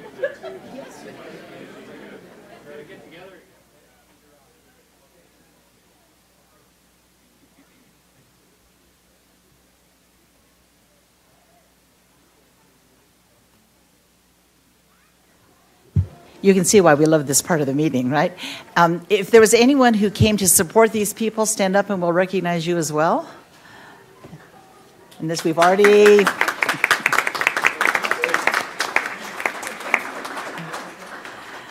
Okay, the next part is looking at our art students, and they're in the hall and they're excited to come. So what we're going to do is I will read the names by school. So all of these students are from the Orem cluster, and their artwork has been displayed here in the district for the past few months. And so we would like to thank the students for allowing us to display their art, and also to know that that art has made a difference. It has really transformed the office. And when people come into the district office, they love looking at the student art. In fact, you can see people stopping and looking at it all the time. So first is Canyon View Junior High. And if I pronounce the name wrong, I hope you will correct me, all right? The students who had their art is Servio Altamarino, Ella Anderson, Madeline Baird, Miles Chamberlain. If I say your name, would you just kind of raise your hand so we know it's you? You're Ella. Okay, this is Ella. Ariana Jimenez, Janie Kilger, okay, Josh Lefebvre, Kendrick Morgan, Leslie Rangel, and Haley Sorensen. So thank you. Now we'll do a picture.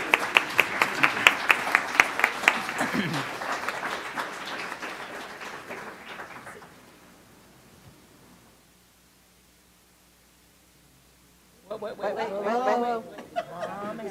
After this picture.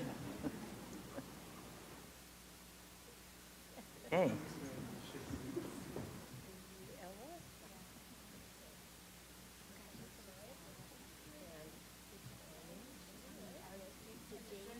So keep drawing, keep painting, keep sketching. Thanks for sharing your work. We appreciate it. Thanks for coming. This is great to have you here. Thank you.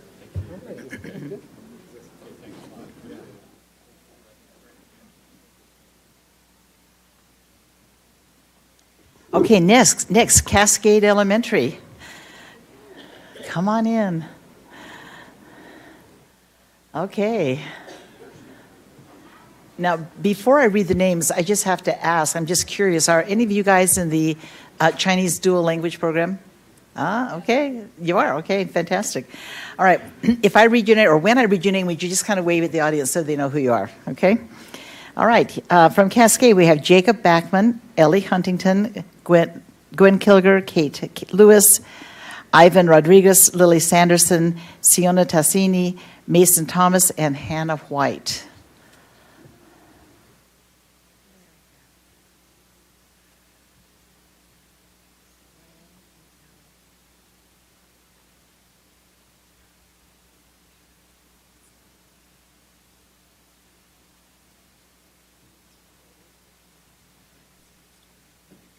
Okay.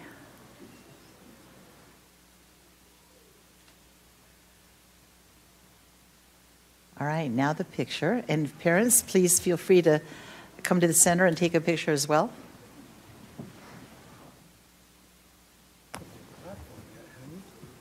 We haven't, so let's clap for them.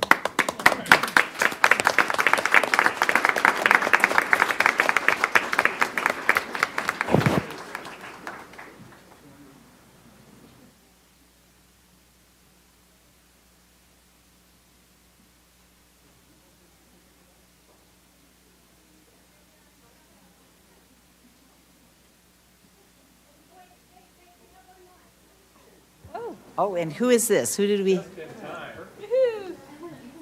job.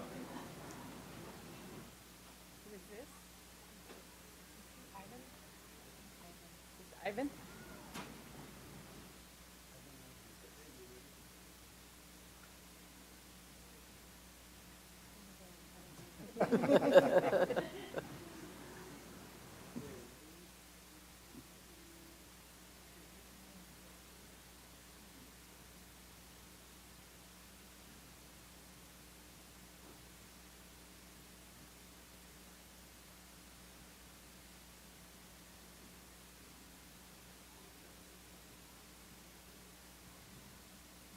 Okay. Now we want all of you artists to turn around and come shake our hands.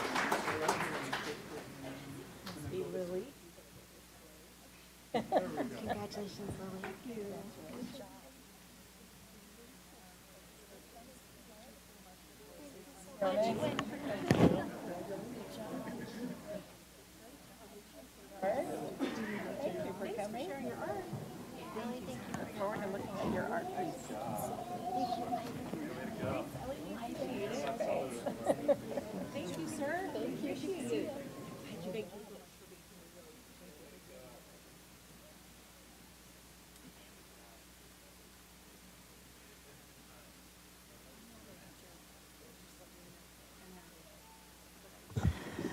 Okay, our next school, Centennial Elementary. Come on in.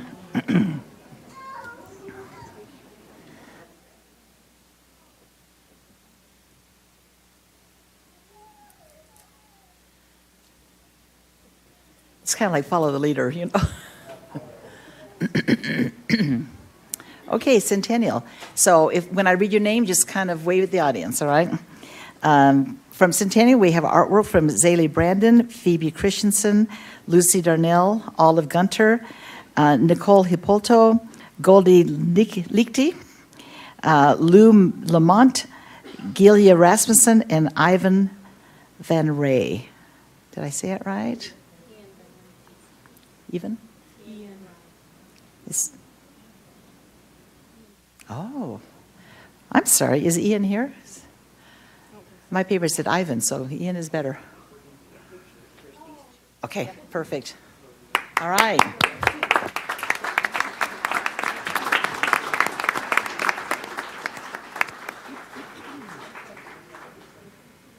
Do you want me to move over now? I'm like, I can't ever find a gap.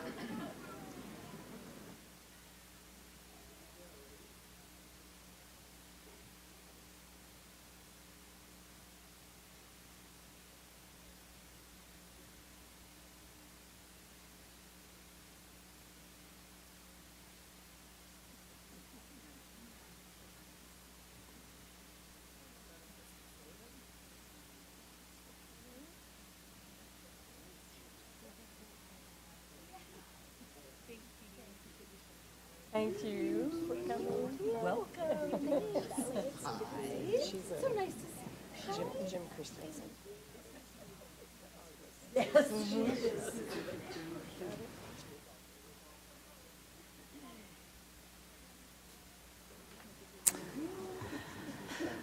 Okay, students from Foothill, come on in.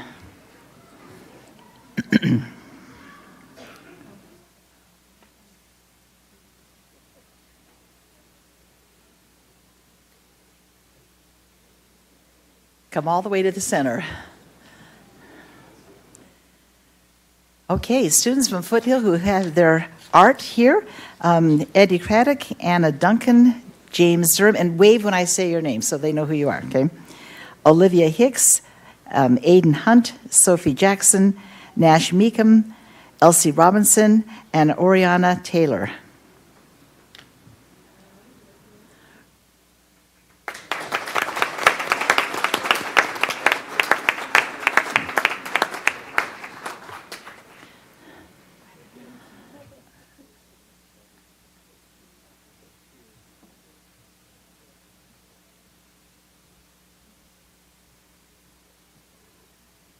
I know at Foothill Elementary, the parents have had a significant part to play in the art program, and they have taught art classes and lessons for years at Foothill. So special shout out to the parents at Foothill as well.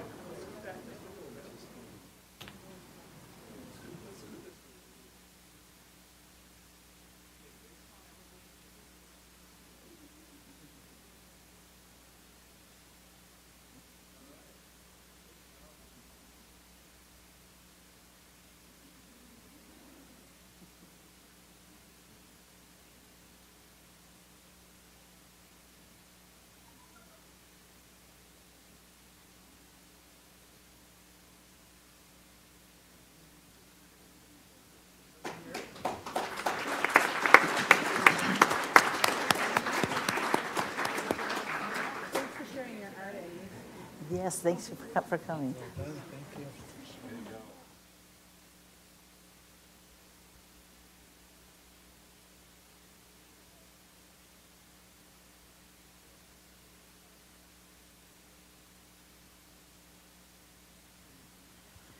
Next, Orchard Elementary. You guys, I just have to say, aren't they cute?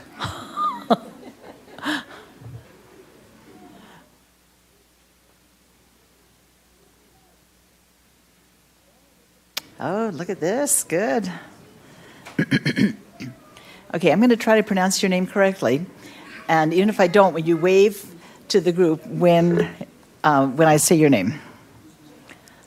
Okay, we have Evan Abro. Did I say that right? Nolan Caballero, Jake Dial, Parker Harmon, Coulter McBride, Jacob Moreno, Lily Reyes, Scott Robbins, and Tolly Snow. Congratulations, you guys.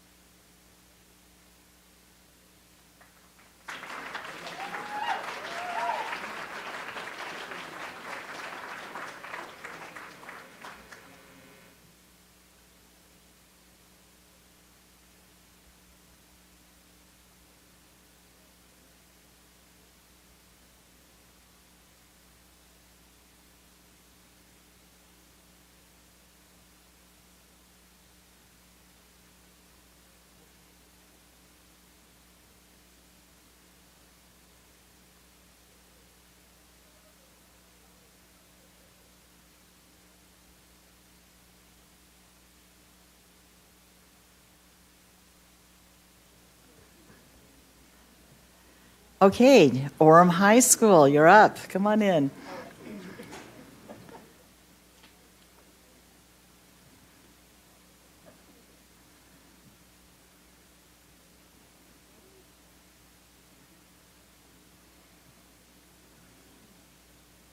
Okay, keep coming. Keep coming. Move over a little bit, guys. Okay. All right, when I read your name, please wave to the audience so they know who you are. Okay, Alvery Allen, Madison Christensen, Violet Crandall, Brianna Eshelman, Ryan Larson, Jacob Levitt, Isaac Leonard, Rodney Oscarson, Alex Presswich, Indigo Pryor, Aubrey Redford, and Nicole Telford. Congratulations.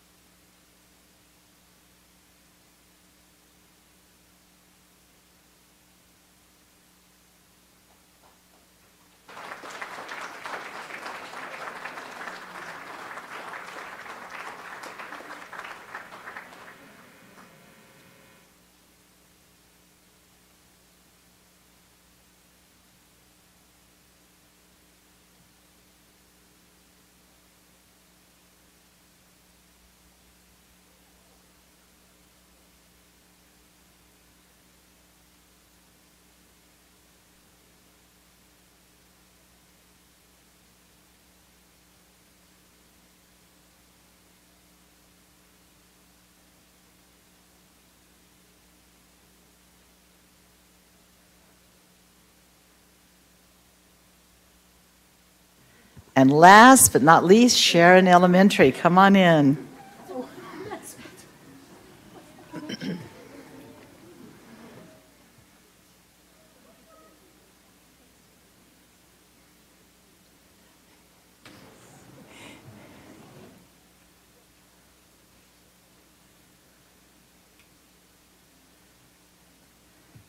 Okay, kids, I'm going to read your names. And when I say your name, I want you to kind of wave to your parents, okay? And if I don't get it quite right, you can correct me, all right? Axel Becker, Mira Borzina, Carlos Diaz, Amanda Hernandez, Aislinn Ibarra Garcia, did I say that right? Close? Maria Martinez Resendez, Eric Morales Alvarez, Alice Patakin, Jane Patakin, Vale Solipo, and Henry Thorley. Vale. Oh, wow, thank you. That was a big boo-boo. And Henry Thorley. All right.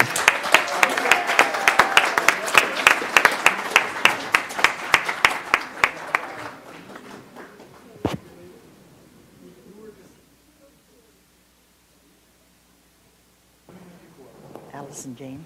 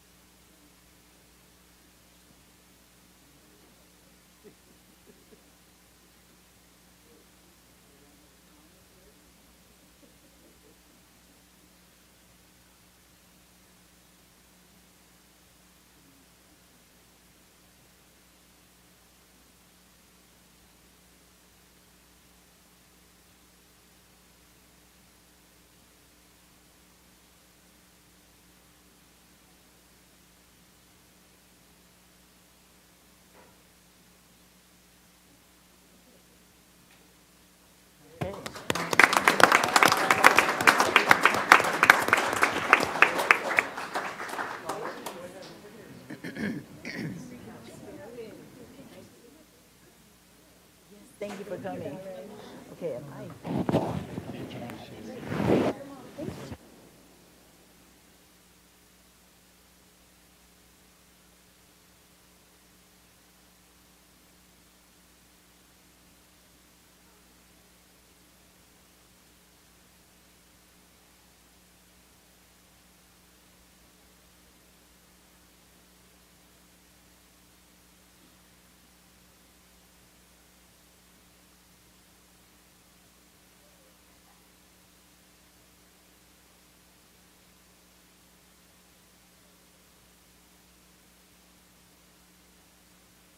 Next, we are going to turn the time over to David for a special recognition. But if you would like to leave at this time with your student, you are certainly welcome to do so.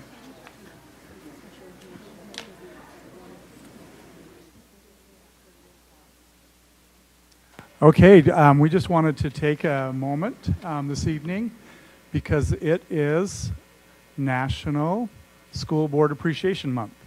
And we just wanted to take just a moment to recognize our board members for all of the work that they put into everything that they do. And really, as they just did all of those recognitions, you could see it on each board member's faces, how they feel about what they do for Alpine School District.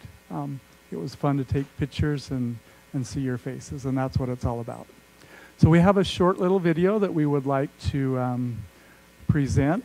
We actually asked the board members what they enjoy about being a board member. So let it roll. Hello, welcome to the Alpine School District Connect with Alpine Videocast. Welcome back to school, Alpine School District. This month is National School Board Recognition Month.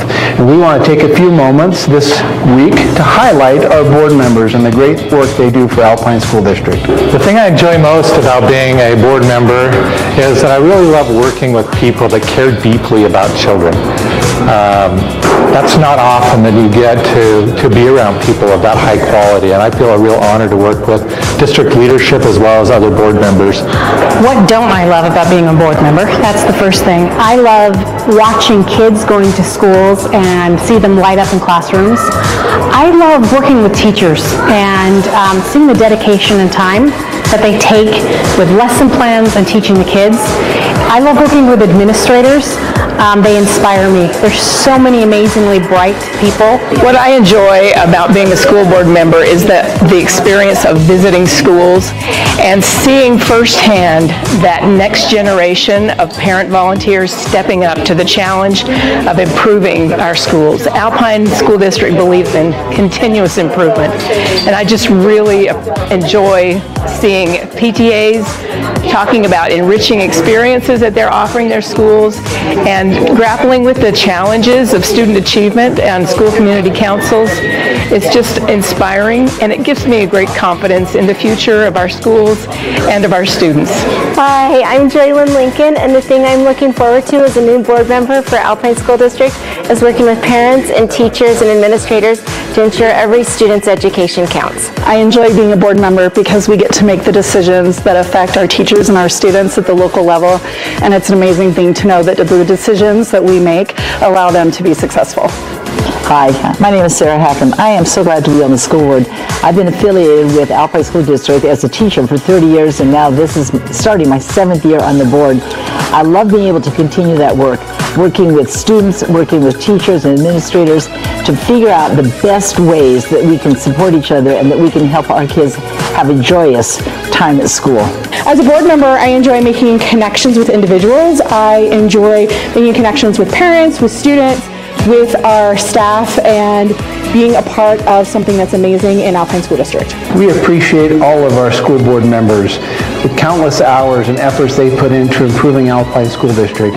As superintendent of Alpine School District, it's a privilege to work with each of these school board members. They are dedicated to our students, our employees, and our patrons. We wish them a great National School Boards Month. Thank you for joining us today on another Connect with Alpine videocast. We appreciate your support and engagement with your neighborhood school.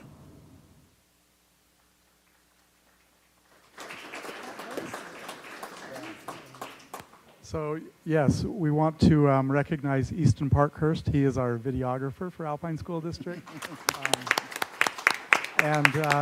Again, just express appreciation for all that you do. There was a little gift for each of you, and again, thank you. Happy National School Boards Appreciation Month. Thank you.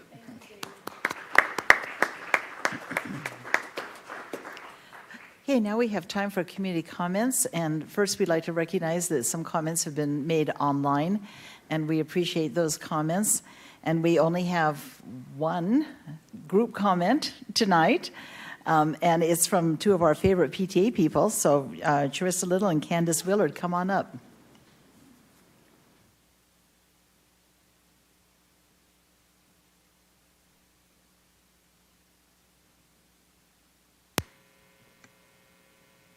Okay, I'm Candace Willard. I'm the Region 9 Associate Director, and this is Crystal Little, and she is the Region 9 PTA Director. We like to think of us in the PTA as the diehard fans of the home team, right? We're the ones who are going to fill the seats on the front row season after season. Even if it feels like an off year, or 2 or 3, whatever, we will be here in the snow and the rain, yelling and cheering you on in our ponchos, because we love you. Whether there is a player trade or a new coach, we will be there, because a PTA is the support of the home team. We're so grateful for you. As you know, it's National School Board Recognition Appreciation Month, and we, the PTA, want to thank you, the school board, Alpine School Board, for all the countless hours that you give on behalf of the students here in Alpine. for the vision that you have for each student. We also would like to encourage our community to write notes of appreciation to your local school board member and let them know that you appreciate them. Thank you.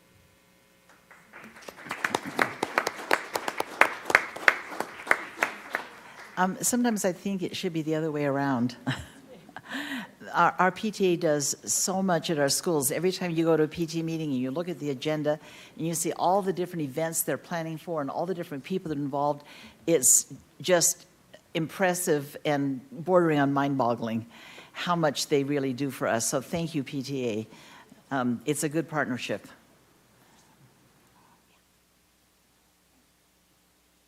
And this looks amazing. Thank you. Okay, now let's go to approval of the minutes. All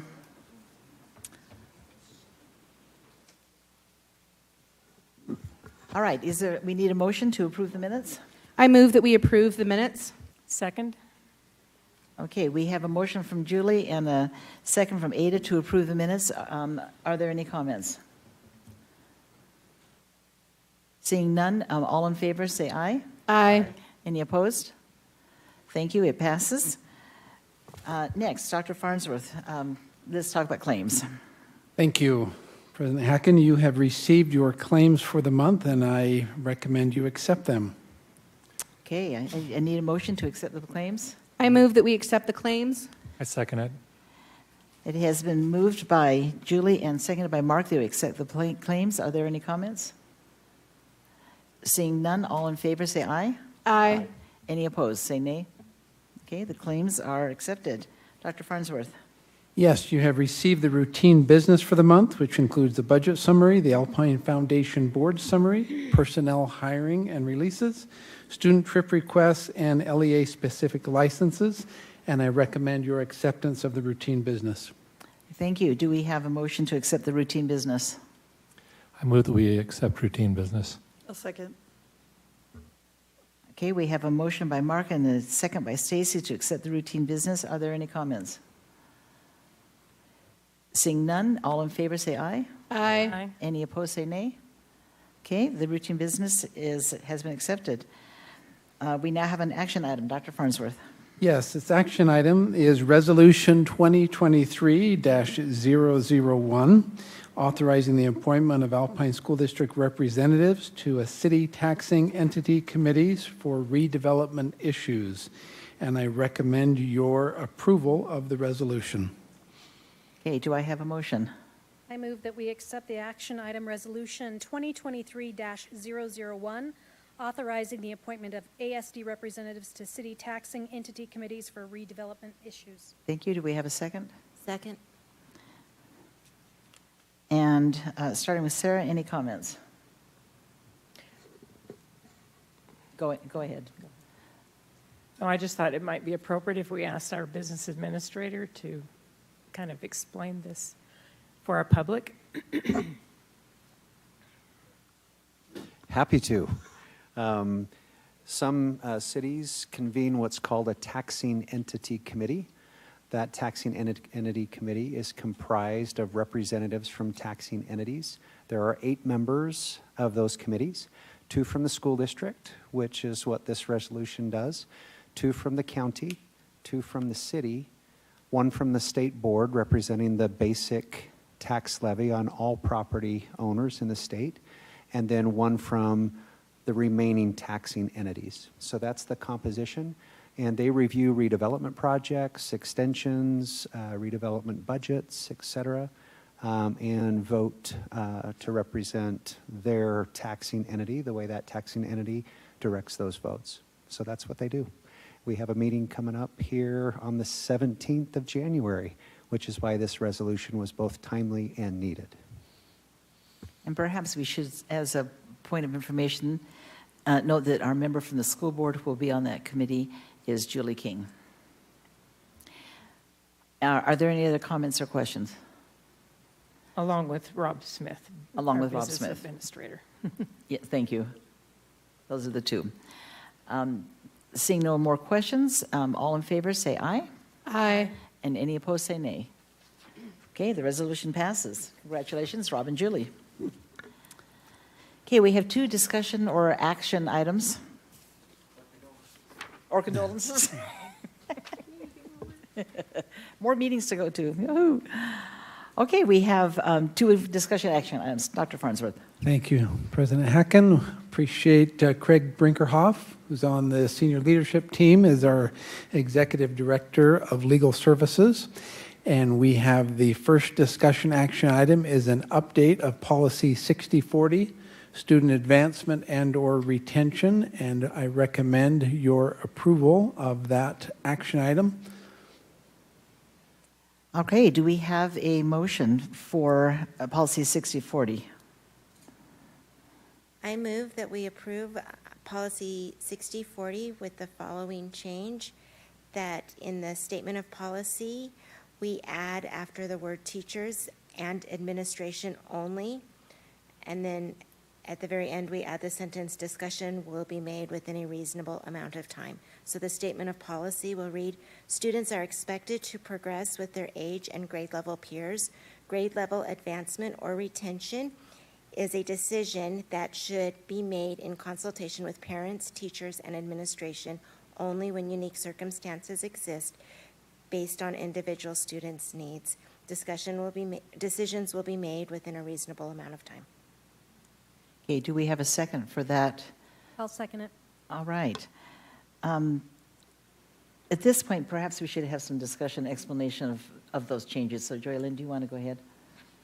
So the policy committee met today, and we just wanted to ensure that this statement fully and adequately explained the board's position, that we really believe that as we look at individual students and their needs, that we make that as a partnership between parents and teachers and administration, and that the decisions like these are made in a timely fashion, and so those were the changes that were addressed in committee meeting. Okay, thank you. Are there other comments or questions about this? Julie. Oh, Craig. Favorite part. I know. I'm like a burr in the butt of the policy committee, and I know that's my role. I appreciate the fact that there were changes made to policy, and I realize that we only approve the policy statement, but the current rules and regs I have significant concerns with, which I know I've brought to you and have passed on to the policy committee as well. But without changes, I don't feel comfortable passing this policy tonight, and I'm just going to kind of try and highlight a couple of them really quickly. I feel like the piece about retention is basically a dynamic where parents have a conversation with a principal, and it's resolved pretty easily. But the advancement piece has a school placement committee. My concern with that is that you essentially have 4 people from the school on the school placement committee. You have a principal, the current teacher, a teacher from the grade level the student wants to advance to, as well as a school psychologist, and then you have the parents, which if you're doing it by voting, the school always can outvote the parents, and I feel like it potentially puts a single parent at a disadvantage. So that's a piece of my concern. In the upper grade levels, the school placement committee also involves the director of student support services. So once again, it's one more vote for kind of the school community. I also looked at the form that parents are required to fill out and found some problematic issues that I communicated to you that I have concerns about, specifically why we're asking those questions when it applies to a child's academic performance.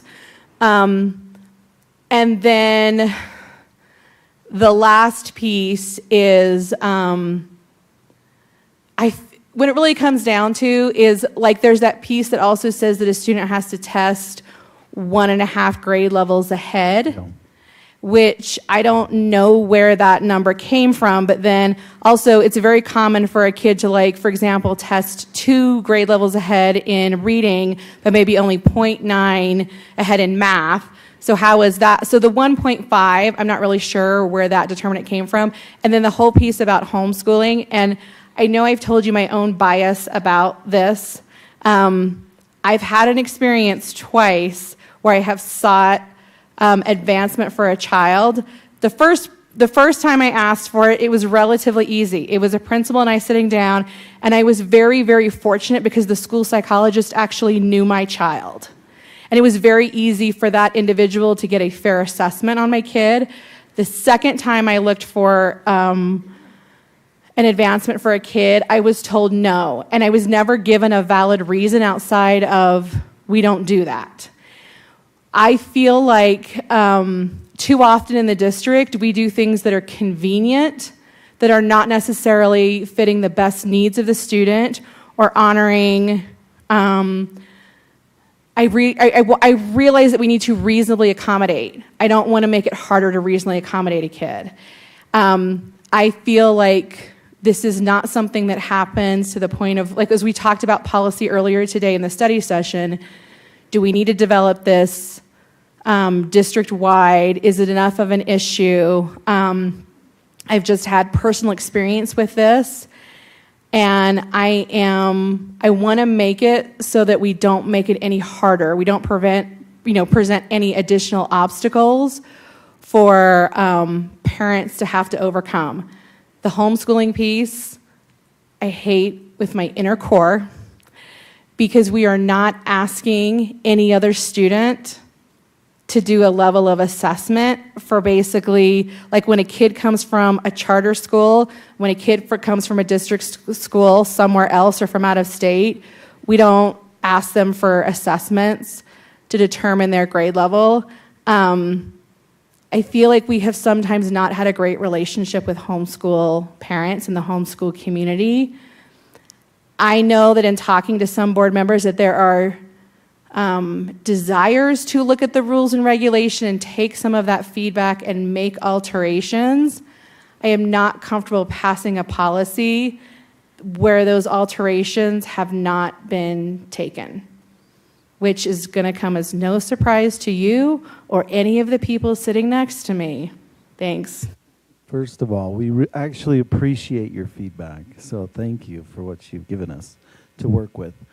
As we went through your suggestions, we actually did find them very helpful, and we've, as a committee, discussed ways that we can improve the policy. And those ways would be items that we don't have to necessarily vote on as the full board. So there is some discussion that we would still work and revise on this policy.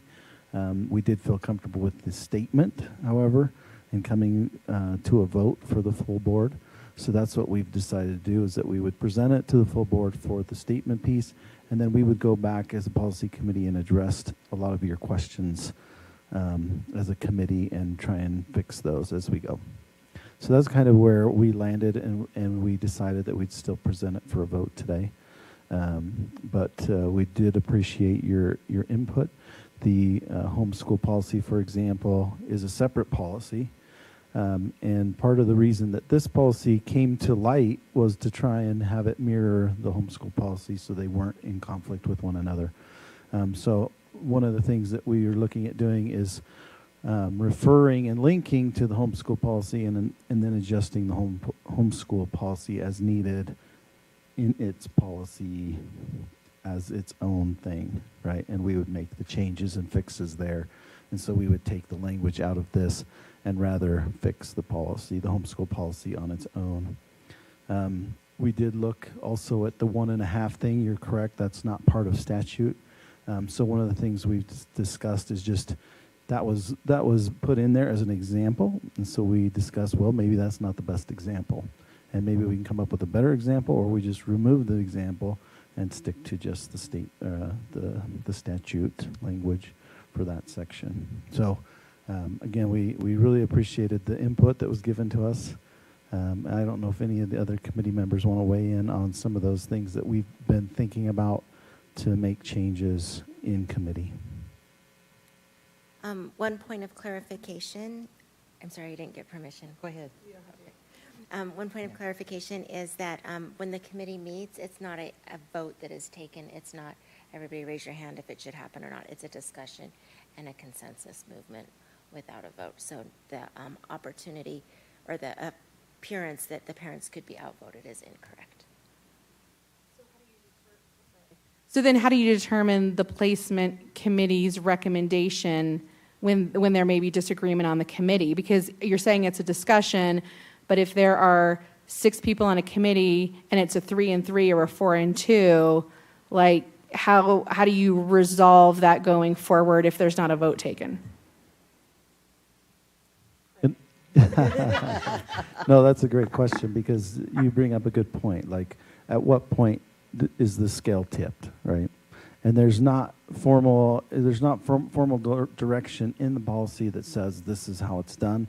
And the committee is also not made up of an odd number of persons that allows for a specific way for that to happen. So that is something that we can work on as far as like what is the process. One of the other things that we talked about is this refers a lot to assessment, and too often we discussed that assessment automatically is looked at as academic performance, where assessment really is academic, it's social, it's emotional, it's all these other items, it's maturity of the student. And so there's a lot of things that go into assessment and not just looking at test scores. And so I think that to make sure that we look at it in that way, and that we're not just saying, oh, well, they scored this high, and so they're automatically in or automatically out. We're looking at it from a broader perspective when we talk about assessment. And maybe we can clarify that more clearly as well. So those are some of the things that we can work on. Yeah, so Kimberly's graciously pulled up the code for us, and so this is in 53G 6803, and it's in 6B, and this is with regards to student placement. An LEA shall consider multiple academic data points when determining an accommodation. So again, making sure that we clarify that assessment is not test scores, but it's many things. And I think that we can do a little bit better job of pointing to this statute and then clarifying that here's some of the data points. And some of the forms that you mentioned earlier do identify different data points there. But it does weigh a little bit heavy on like reading, writing, things like that. And then it does get into maturity level, health issues, things like that we might consider. And with the health question, because you had a question about health, one of the things that helps us do is identify students that might better qualify for like a 504 or an IEP versus a retention. In that specific situation, it might be better to help a student with a 504 plan versus holding them back and having them relearn. So that might be one example of where a student's health would come into play as part of that decision and one of those data points.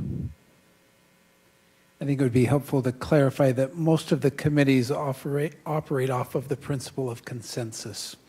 When the will of each individual has been manifest or made known, and then the will of the group is manifest through consensus, then the committee will say, we're ready to bring this for full board consideration. I have a question. Is it true that only homeschool children returning to the school system are tested and not children transferring into? Are they both evaluated? So I went through this a couple of years ago. It was not a good experience for me. And I think, to Julie's point, maybe what in 1.2.7, not in my experience anyways, I was not given this information. It was you can appeal, right? And so maybe we need to look at giving more information there. But to Julie's point, it's a really frustrating thing to sit and be told by people who have never met your child, like the teacher's input seems to have more weight than others. And I will own I should have done a better job of advocating for my child, but they're taking a very small snapshot of a student coming in. My student came from a private school, right? And when they have recommendations from their current teacher and a whole host of other teachers, I mean, I'm fine to pass this tonight because all of my wishes for change are in rules and regs, but I agree that it probably needs an overhaul. And then my only other comment is, I would love if we could kind of get in committee reports. We do a lot of, we'll send this back for rules and regs, or this will get taken care of in committee, and then we don't really get a whole update here about those things that we sent back. So if there's a way policy could maybe put it on the agenda, you know, once it's worked on, hey, we'll report back that, I would appreciate that. Okay, Ada, in response to your question, I think one of the factors that might come into play here is that students in public schools or charter schools already have testing data, They're already taking a variety of tests that are recommended by their schools, their districts, or the state, whereas a child coming from homeschool may not necessarily have that kind of data available. And so I think it's typical for them to try to place them accurately, to give them some kind of an assessment that's already been used in the district, so they have kind of a way to compare that's fair. So I think that's part of the decision there. Am I the lone homeschooler? Yeah, maybe. Okay, so I will say that I understand where Sarah is coming from, but generally in the homeschool culture, we don't care about testing. Because testing is a snapshot of a kid one day. I was able to get a homeschooled child who had essentially no record into a public school without testing. It can be done, and I guess my frustration with this is that it feels like we are specifically targeting homeschoolers, and I struggle with that because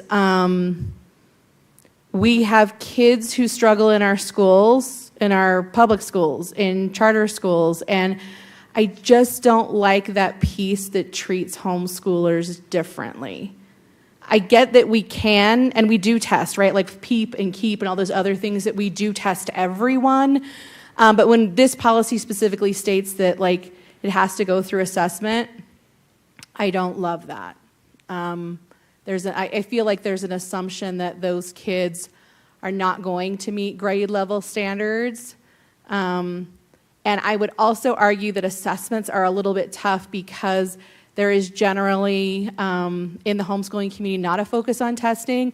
This may be the first time a child is exposed to a test, and that puts them at a distinct disadvantage, which may not be a true reflection of their cognitive abilities. So, and I realize that I'm just going to be kind of an outlier on this one, and I'm totally fine. I'm not going to support the policy in its current stance, but I appreciate the fact that policy is willing to look at it and go back and review. I don't know. I'm probably not going to be convinced differently at this point, so I don't want to just like belabor, but I appreciate the fact that there is a willingness to reevaluate and go back and look at that. I very much do value that. I just feel like we're not there, and I would prefer that we wait until we are there. So, okay, any other comments? Mark? I can just say that I actually had a child go through this process, and it was a wonderful experience. I had administrators, teachers that I could tell were really looking out for the benefit of my child. I would say that I'm not sure we want to put more regulations on that process, and maybe I could say it would be nice if we had some data to say, homeschool teachers, students, 75% of them feel that this is targeting them or something like that, because it seems to me that I would think that most homeschool parents would welcome a little bit of structure in how they're going to be matriculated into their district school. So anyway, I understand Julie kind of feels bad, but I think there may be some homeschool parents would appreciate the structure. Thank you. I did talk with Student Services to try and get an idea of what that looks like and how many homeschoolers we have coming into the district. The numbers were so low, they really couldn't give me any numbers. They are working on some data points for us to see if they can produce, hey, how often does this happen, et cetera. But just off the top of their head, they're like, 1 or 2 in the last 5 years for homeschoolers coming in. So it's pretty low that it made it really hard for us to look at and say, okay, this is something that we got to jump on because there's so many of them happening. But we do understand that every student's important, and so we want to make it as best correct and right as best as we can. So. Can I make one more comment? Yes. And the thing that was interesting to me, and obviously I was the only person as a board member with a child in that situation, but we see the data and where kids are. And so I just thought it was interesting that we're expecting them to be so far advanced than their peers, when knowing on the back end, I know what the proficiency and above proficiency is for the incoming kids. So I think it is interesting that we are requiring more of somebody coming in than we would require of the students already in our district. Miscommunication that's going on here. The homeschool portion, they're not treated differently and they're not held from applying to be in the school. They're placed with their age-appropriate peer.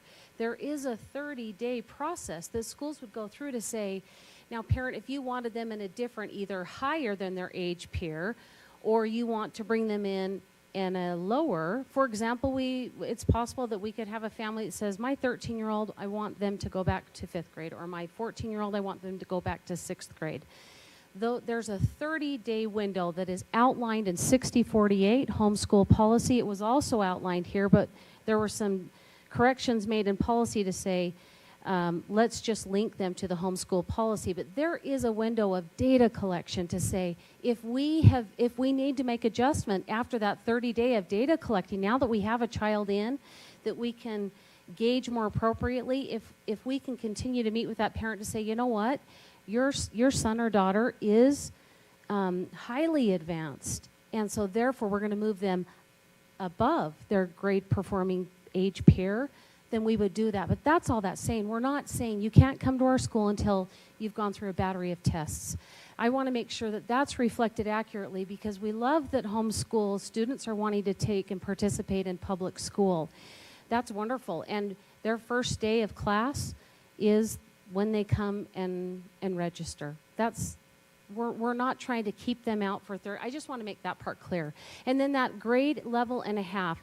Statute talks about that advanced performance, academically advanced on those assessments. So student services along with supervisors said, let's give an example of what that would mean when we're talking about advancement.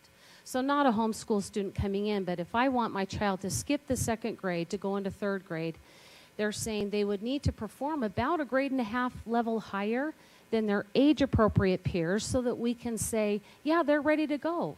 In addition to the academic, we want to look at social, emotional, and maturity levels.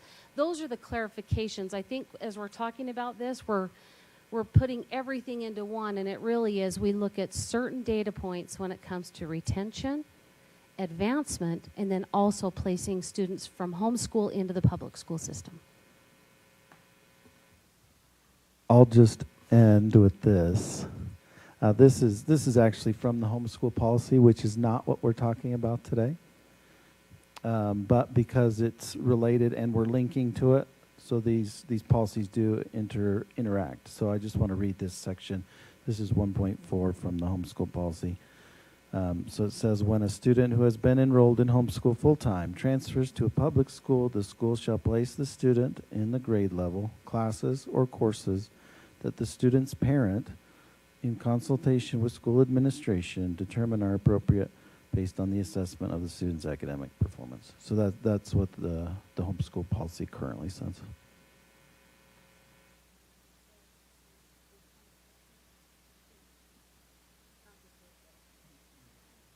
Okay, is there any further comment? Okay, we have a motion to accept this policy as it has been amended, and we have a second. All in favor say aye. Aye. All opposed? Nay. Thank you. No, she made it as part of the motion. She made it as part of the motion, otherwise you are correct. We would do that. All right. We have one other policy that we would like to retire, policy 1200, participation. Do we have a motion to accept that, or to move on that one? I move that we retire policy 1200, participation of the public. And a second? I second it. Okay, we have a motion and a second. At this point, I think it might be important to clarify why we are retiring this policy, or we'd like to propose we retire it. So, and let me maybe state it in a different way. We would like to combine this policy with lots of other policies that already address public participation. So I've identified at least 5 other policies that discuss public participation. 1620, which is ASD involvement councils. 1621, which is parent involvement. 1220, which is citizen advisory committees, 9070, board meetings, which includes public participation in board meetings, and 9078, the public notices that are sent out to the public. So yes, it would be a retirement of this policy, but really it's duplicative, and it's a combination of this is already included in lots of other policies that we have. Okay, any other comments?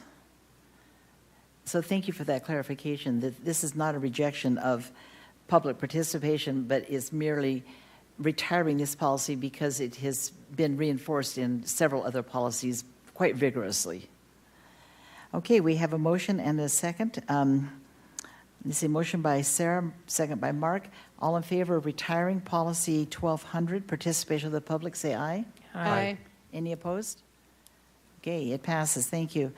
Dr. Farnsworth, membership report. Yes, you received your membership report. I appreciate our business services team and the work that they do to put that together monthly. You continue to see trends that we have seen, growth in the West. Some schools continue to grow. I particularly noticed the 4 middle schools, Frontier Middle School, Lake Mountain Middle, Viewpoint, and Vista and Willow Creek, all growing. Some traditional or customary trends in our other schools in terms of growth. So that is your membership report for the month. Thank you, Dr. Farnsworth. Do we have a motion to accept the membership report? I don't think we have to move on. Do we have to move this one? Just for awareness. Just information. Thank you. There are no surprises here, generally speaking. We know where the district is growing, and we're excited for those schools and those people.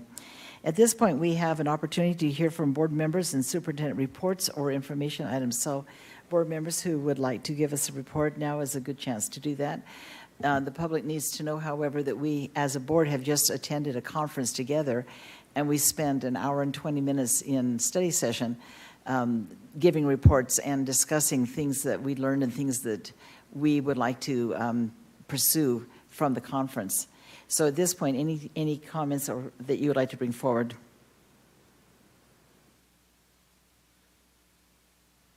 We've all said our piece. Joylyn, yes. I just again want to reiterate that with the retirement of policy 1200, participation in the public, that as a board we do welcome and welcome public comment and participation, and that is very much a stand of our board, is to participate in a partnership with our parents, teachers, and administrators. And we just want to reiterate that is not saying we do not want public comment. Thank you. Okay, we do have need for a closed session. Do I hear a motion to move to closed session? I move that we move to closed session. I'll second it. And a second by Sarah. Motion by Ada, second by Sarah. We need to vote on this orally and separately. So all in favor of moving to close? Roll call. Roll call. That's what I was going to, yeah. So starting with Ada. Aye. Joylyn Lincoln, aye. Aye. Aye. Aye. Aye. All right, then this session stands adjourned, and we will move into closed session. Thank you for coming tonight, and visit us again.